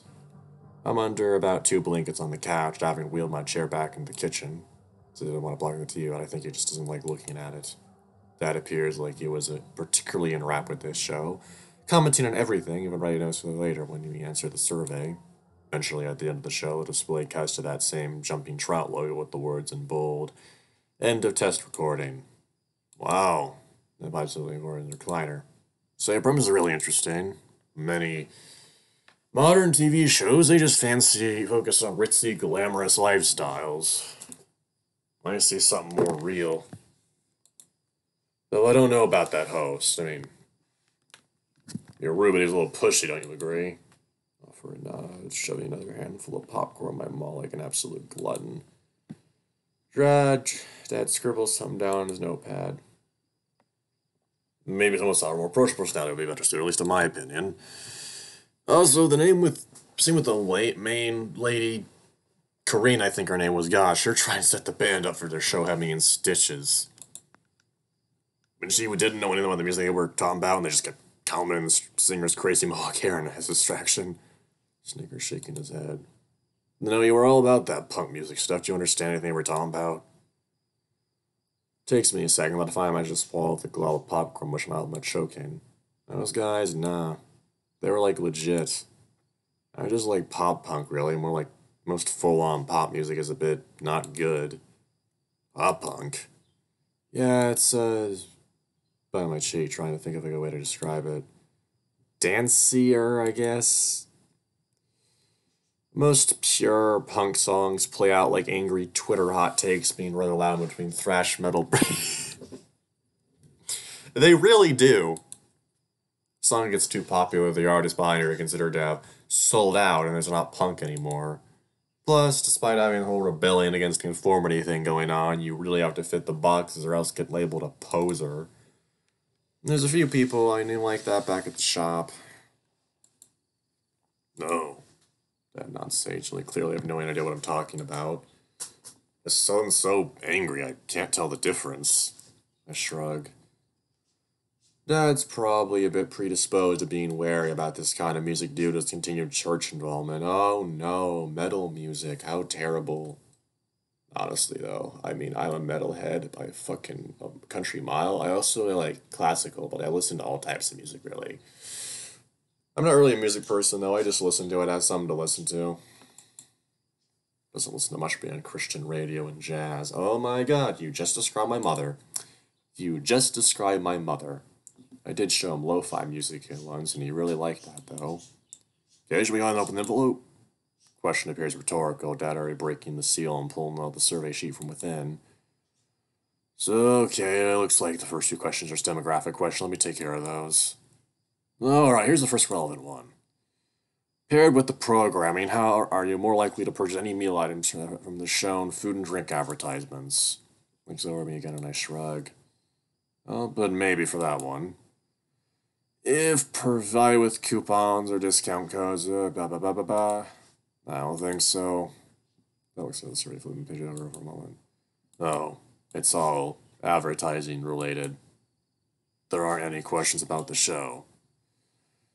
Lots of questions about how much we engage with the ads. It's a long sigh, going quiet for a good 10 seconds before finally getting up and flicking the light switch back on. Suppose the survey won't actually determine what sort of program to put on the channel after all. None of the choices mattered. Well, for anything besides selling burgers. Dad replies, taking the survey and crumpling it up, throwing the garbage in the kitchen trash can. It's oddly dramatic for him. This is probably my cue to head back upstairs. Throwing off my blankets and setting my root beer and popcorn on the coffee table, slide down onto the carpet. After my incident, my wrists were both pretty banged up, and the doctor told me not to put much pressure on them. They still sting if I bend them too much, but I can definitely wait on them without much worry. Putting one arm over the other, I begin to walk across the floor of the chair, up by the stairs. Dad's eyes go wide, and he moves in my path. Hey, I told you not to do that. Here, sit down in the chair. I go around my wheelchair and roll it over to me. She reaches down, trying to grab my sides. I shake my head. Fine, no, I got it. Serious. Let me just clamber up, or at least I try to. When I peer up, I see his dad's face. I recognize the look on it instantly. Same cringing wince of disgust me when I got tangled up in the lift yesterday. Such a sharp contrast to usual demeanor that catches me off guard. I'm discombobulated, trying to put enough pressure on the armrest to pull myself up, but end up just shoving the whole wheelchair away as I rise. Leaving me landing flat on the floor as the chair goes rolling in the kitchen. Used to pain. Common to the territory of being super into extreme sports. This kind of hurt is different, like a pathetic panging that never truly leaves and only dulls and intensifies depending on what I do. Right now, it's back in full force, rising from my legs or up my spine, taking the wind out of my lungs. Fine! Voice comes out like a croaked whimper. At my side, carefully trying to prop me out of my chair. Danny, see what happens trying to push yourself like that. Even if it doesn't hurt, it doesn't look right. I want to fucking punch you. Seeing yourself when you move like that, how you look. It's not. Is it what we're saying against what we're going to say? Trying to get us breathing steady, I completely lose it right here in the kitchen. Bathroom, please. Let's get you your pills.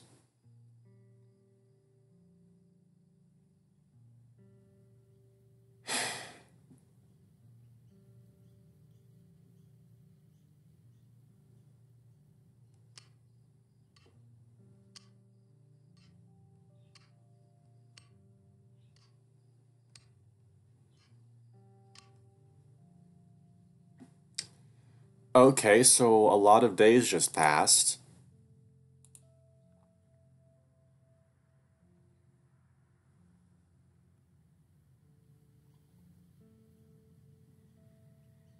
Well, the streetscape along the main commercial thoroughfare is unrecognizable from what it looked like a week ago. I wouldn't say that, it looks the same to me. The tie-dye-adorned vendors hustle their way to and fro, lining future booth locations with chalk along the roped-off street. There's a large stall being constructed in front of the ice cream shop, an exotically painted tour bus where the Pixie Wheelers parked beside it. Judging by the instruments being wheeled on the stage, it looks like a folk band. That or some kind of indie rock group, but that needs 3 harmonica players for some reason. Down at the street, I can just make out the park that overlooks the canyon edge. It's the main staging grounds by the looks of it. An assortment of food trucks, RVs, travel trailers, classic cars, and colorful hippie wagons are parked in like they're sardines. Another stage of some kind is being set up over there as well, with fold-out chairs being placed so they completely surround it. Reminds me a lot of the events they set up from time to time at the mall back at uni. Albeit the attendees and staff here skew around 3 times older. The library block, Dad had let me out a couple blocks down the way. Despite all the upcoming festivity and the fact that it's definitely well in the afternoon now, it still feels like early morning to me. Despite everything is too bright, too loud. Keep trying to rip stuff from my eyes that isn't there. Went pretty hard for the pain pills this morning. More than I was supposed to take for sure. Teeth gritting agony is gone, but I don't feel entirely present. Taking a sip from my water bottle, I roll my way past the street fair volunteers setting up traffic cones. She stops what she's doing to gawk, her eyes follow me as I go. Fortunately, I spot a familiar individual lingering by the entrance to the library. He's clad in what I assume is his trademark Ushanka cap and clutching that overstuffed binder of his. Tucker is huddled up against the side of the building, sitting on the concrete, headphones in, and eyes glued to the phone in his hands. Ugh. Typical Zoomer. Smiling, though, letting out a little chuckle at something on his screen. Feels awkward to interrupt him, but I'm not really the kind of guy who just hang around inconspicuously these days. I roll up, banging on my chair so I wasn't directly faced with him, less confrontational that way. Yo. Hope I pronounced that right. Tucker glances over, his husky form stiffening as he hastily removes one of his headphones. A nervous look of excitement crosses Tucker's face. God's been God, you return. I doth. I keep so feel like I'm crying against the wall. Man, I'm a big dummy. Walked all the way over here from my place super early. Sleep schedule been completely booked these days. Sorry if I scared you on smooth sidewalks like this. I don't make much sound when I move. Oh, wait. Sorry if I scared you on smooth sidewalks like this. I don't make much sound when I move. He's got a fucking soy boy beard. For a fast foot on the other hand. But yeah, my dad had to go into work, so he dropped me off early too. You're lucky you can walk here. Tucker blinks, suddenly looking a bit sheepish. Takes me a second to realize why. Yeah, I mean, you can walk, because then you live close by. My house is all the way up in the canyon. So, driving, necessary. The library is about 1.5 miles from my house, so I guess technically it would have been walkable. Even with one of those fancy motorized wheelchairs, the steep slopes would still probably be too taxing to travel on anything but a car. Fortunately, he's explaining my phrase and he smiles again, seeming less self-conscious than knowing awkwardness. Yeah, no problem with being this early. They've been lazy stuff, you know, and you get here and everyone's just staring at you. Oh yeah, I know what you mean. Hey, do you listen to podcasts? Sudden topic changes disorienting, but I give him a shrug. Sometimes I put on Thrasher Radio at the shop I worked at, if that counts. Oh, snazza. I guess. Not sure I would know what that is, but I decide not to elaborate. He looks like a fucking... like, that beard is so soy boy, and it's really making... Ugh. There's probably more of a leading question anyway. Christ, fucking... From his headphones dangling off his shoulders, I can hear the sound of laughter, followed by argumentative banter. There doesn't appear to be a video player on his screen, just an illustration of three bearded dudes fighting over a game controller. See me glancing over also by his phone. I play these guys recordings like every day when I get home, and sometimes at work manager isn't yet there yelled at me. This is like the third time I've heard this one. I love it. Hey, talk about gaming stuff and do let's plays. Kinda like Game Grumps, see what best friends that make us look for, you know, just less mainstream. Should have expected that from the fucking beard. So you're a big gamer, huh? Grim's lopsidedly, perking one of those big bushy brows of his.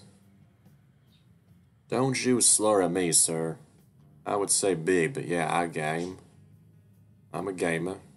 I've been known to indulge in gaming. Swirls a hand about gesticulating as he speaks. I hate you. I already dislike this character. Looking at him now, I realize he's not really big in regards to height either. Probably only stand around 5'4". One of the few dudes I know that I have to cram my neck up to look at during conversations. Beard is pretty dang robust, though. Yeah, it's a fucking soy boy beard. They all look gross. Do you partake? In video games? Sometimes, in moderation.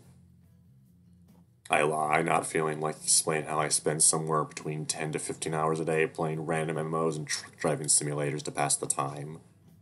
Yeah? I've been playing a lot of those Elder Shield, Lovecraftian top games lately. It's been inspiring me to write more about my character. I highly fucking doubt they're good games. There are not that many good Lovecraftian games out there. They all fucking suck ass. They're all they're not Lovecraftian. They are just, ooh, tentacle monster. Look at the tentacle monster. Isn't that so Lovecraftian? Ooh, the word eldritch, isn't that Lovecraftian? Ooh, so Lovecraftian. Oh, what did you just send me, Matthew? Why the fuck are you sending me things? He taps his binder. A lot of more popular ones that start out as pen and paper tabletop games too, like ARTP. I've been trying to find pickup groups online, but no luck so far.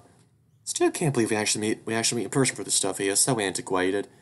Shut the fuck up, you cocksucker. I bet you drink soy milk and talk about how you were such a woke warrior. God. Well, he said pretty much the same thing, actually. Really? I didn't even know he spoke. Fuck you. Not much, but he does. Also, it's not all that bad. Let's get you out of the house, mingling with us local yokels, right? Dave dismissively.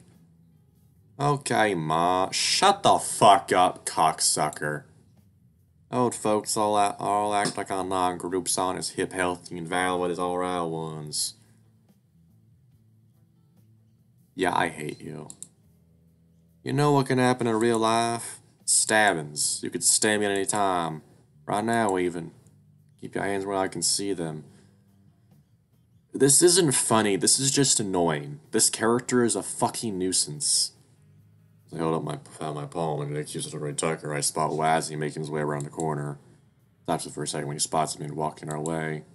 For some reason, he's limping a little. Oh my fucking god! Can I skin his father, please? Can I fucking kill his dad? Fuck that piece of shit! He's quiet for a second, gaze cast into the ovals rather than looking at anyone specifically. What's going on? Goth here's gonna stab me. Good. I find myself snickering, glancing over at the deadpan Wazzy. Never did take it back after all nighter last Wednesday. Hey. He limply waves up a hand and waves his oversized sleeve dangling from his wrist. Keanu? Make a show, roll my eye over, give him a once-over. You okay, dude? You're limping a bit. That was not him. As he shifts, biting his cheek for some for speaking. Don't worry about it. It's all fine.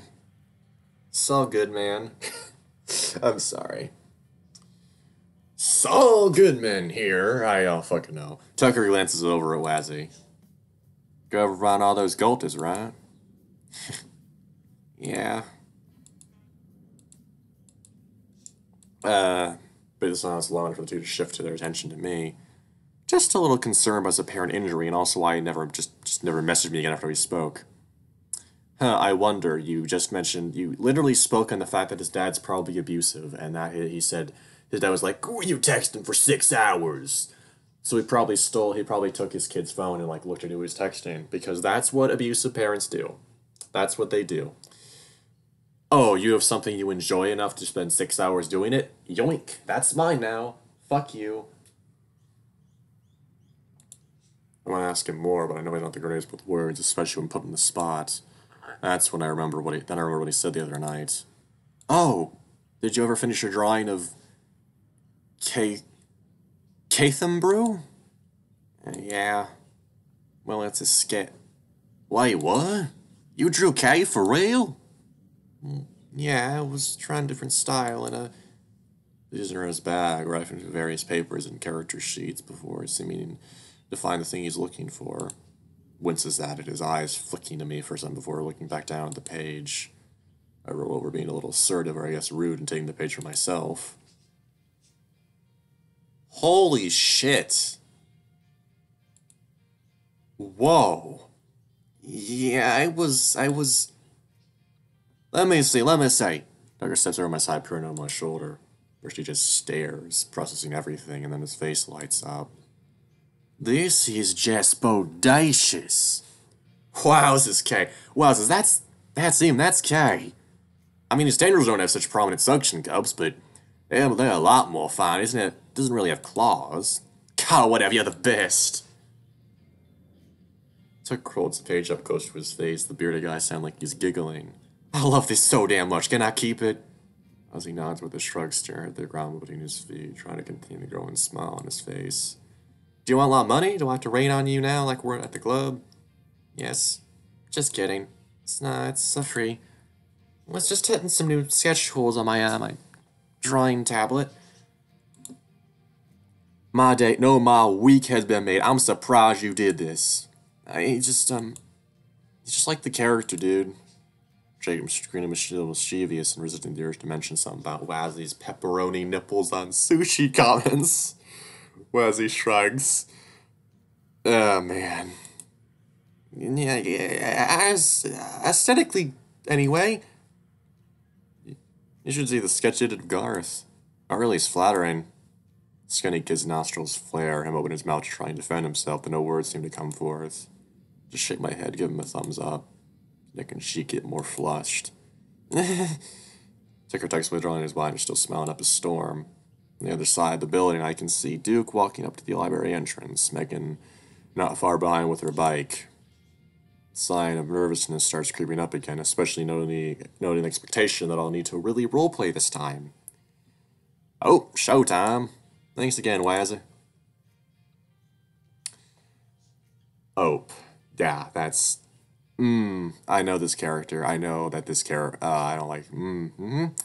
Yeah, he's a soy boy. He's literally a soy boy gamer. That is his personality. Almost 2 hours, 20 minutes, jeez.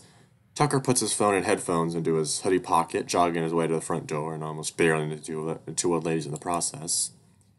Wazzy starts zipping up his bag as well. Don't really want to sour things on a high note, but I am still curious as what happened when Wazzy, after we stopped talking Thursday morning. Maybe it's better to don't press the issue. Stop of looking pathetic. The last thing I want to do is come across as clingy. Whoa, no, don't do that. How did that fucking happen?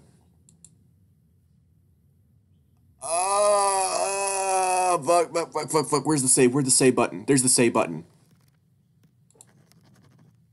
J'accused. Fuck you. Jacques. Oh my god. Press him.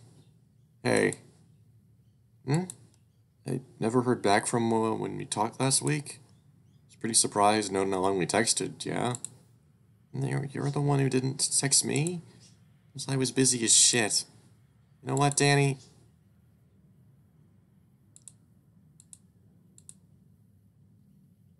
I'm gonna text you so fucking much after this.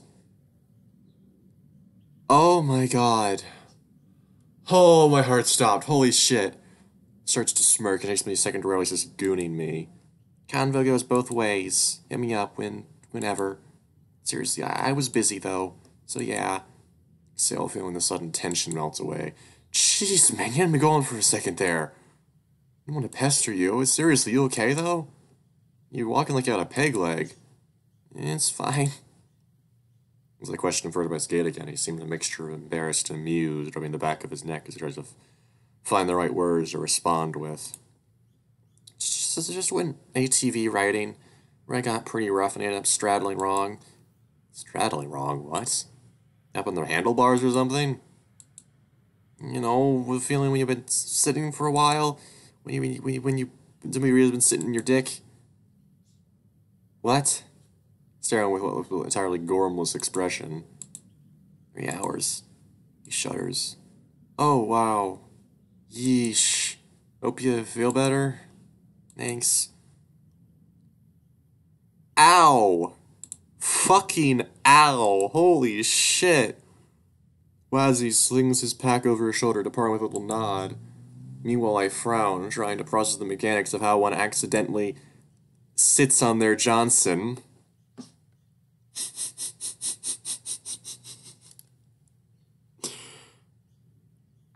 Oh, God, there's a meme, there was a commercial that they did back in the old days, in the, like, I don't know.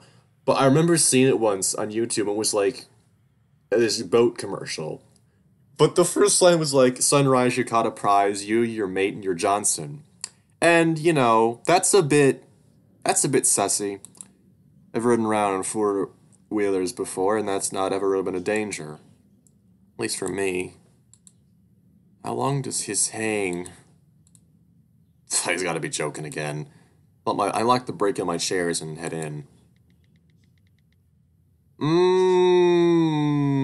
Okay. Okay, buddy. Okay. Right, that's actually a perfect stop point. I am actually really happy because that's 30% right now. Oh boy! So, it's time for me to give my thoughts on this fucking first build of A World to Play. What the fuck was that? I think someone just got home. I guess my first thought is extremely well polished. Fucking hell. For a first update, this is so polished, so well written, and McSkinny once again proves that he is a better writer than Howley by a long shot. Oh my fucking... Oh yeah, my sister got home. He proves he's a better writer than Howley by a country mile. The characters are all really well fleshed out. They all have good personalities, well, at least the ones we have to talk to in extensive detail. The dad really does just seem like a middle-aged Christian dude, you know? Like, he really seems like that type of person. At times, he was like, oh, this is literally my mom. I'm literally fucking okay. And then, of course, our main character, Danny here, he is very well realized. His inner struggle is, well, not really inner, but you know what I mean. It's really well written. It's really well expressed how he feels about his situation. And, yeah, the writing's really cool. It's interesting to see a word like quixotic in a visual novel, because you hardly ever see big words in visual novels, because people don't know how to write like that, apparently. But, yeah, overall, I actually really enjoyed this. Surprised. Genuinely surprised. But, yeah. Thanks for watching, I guess. I'll see you in the next video, whenever that may be. Fuck off.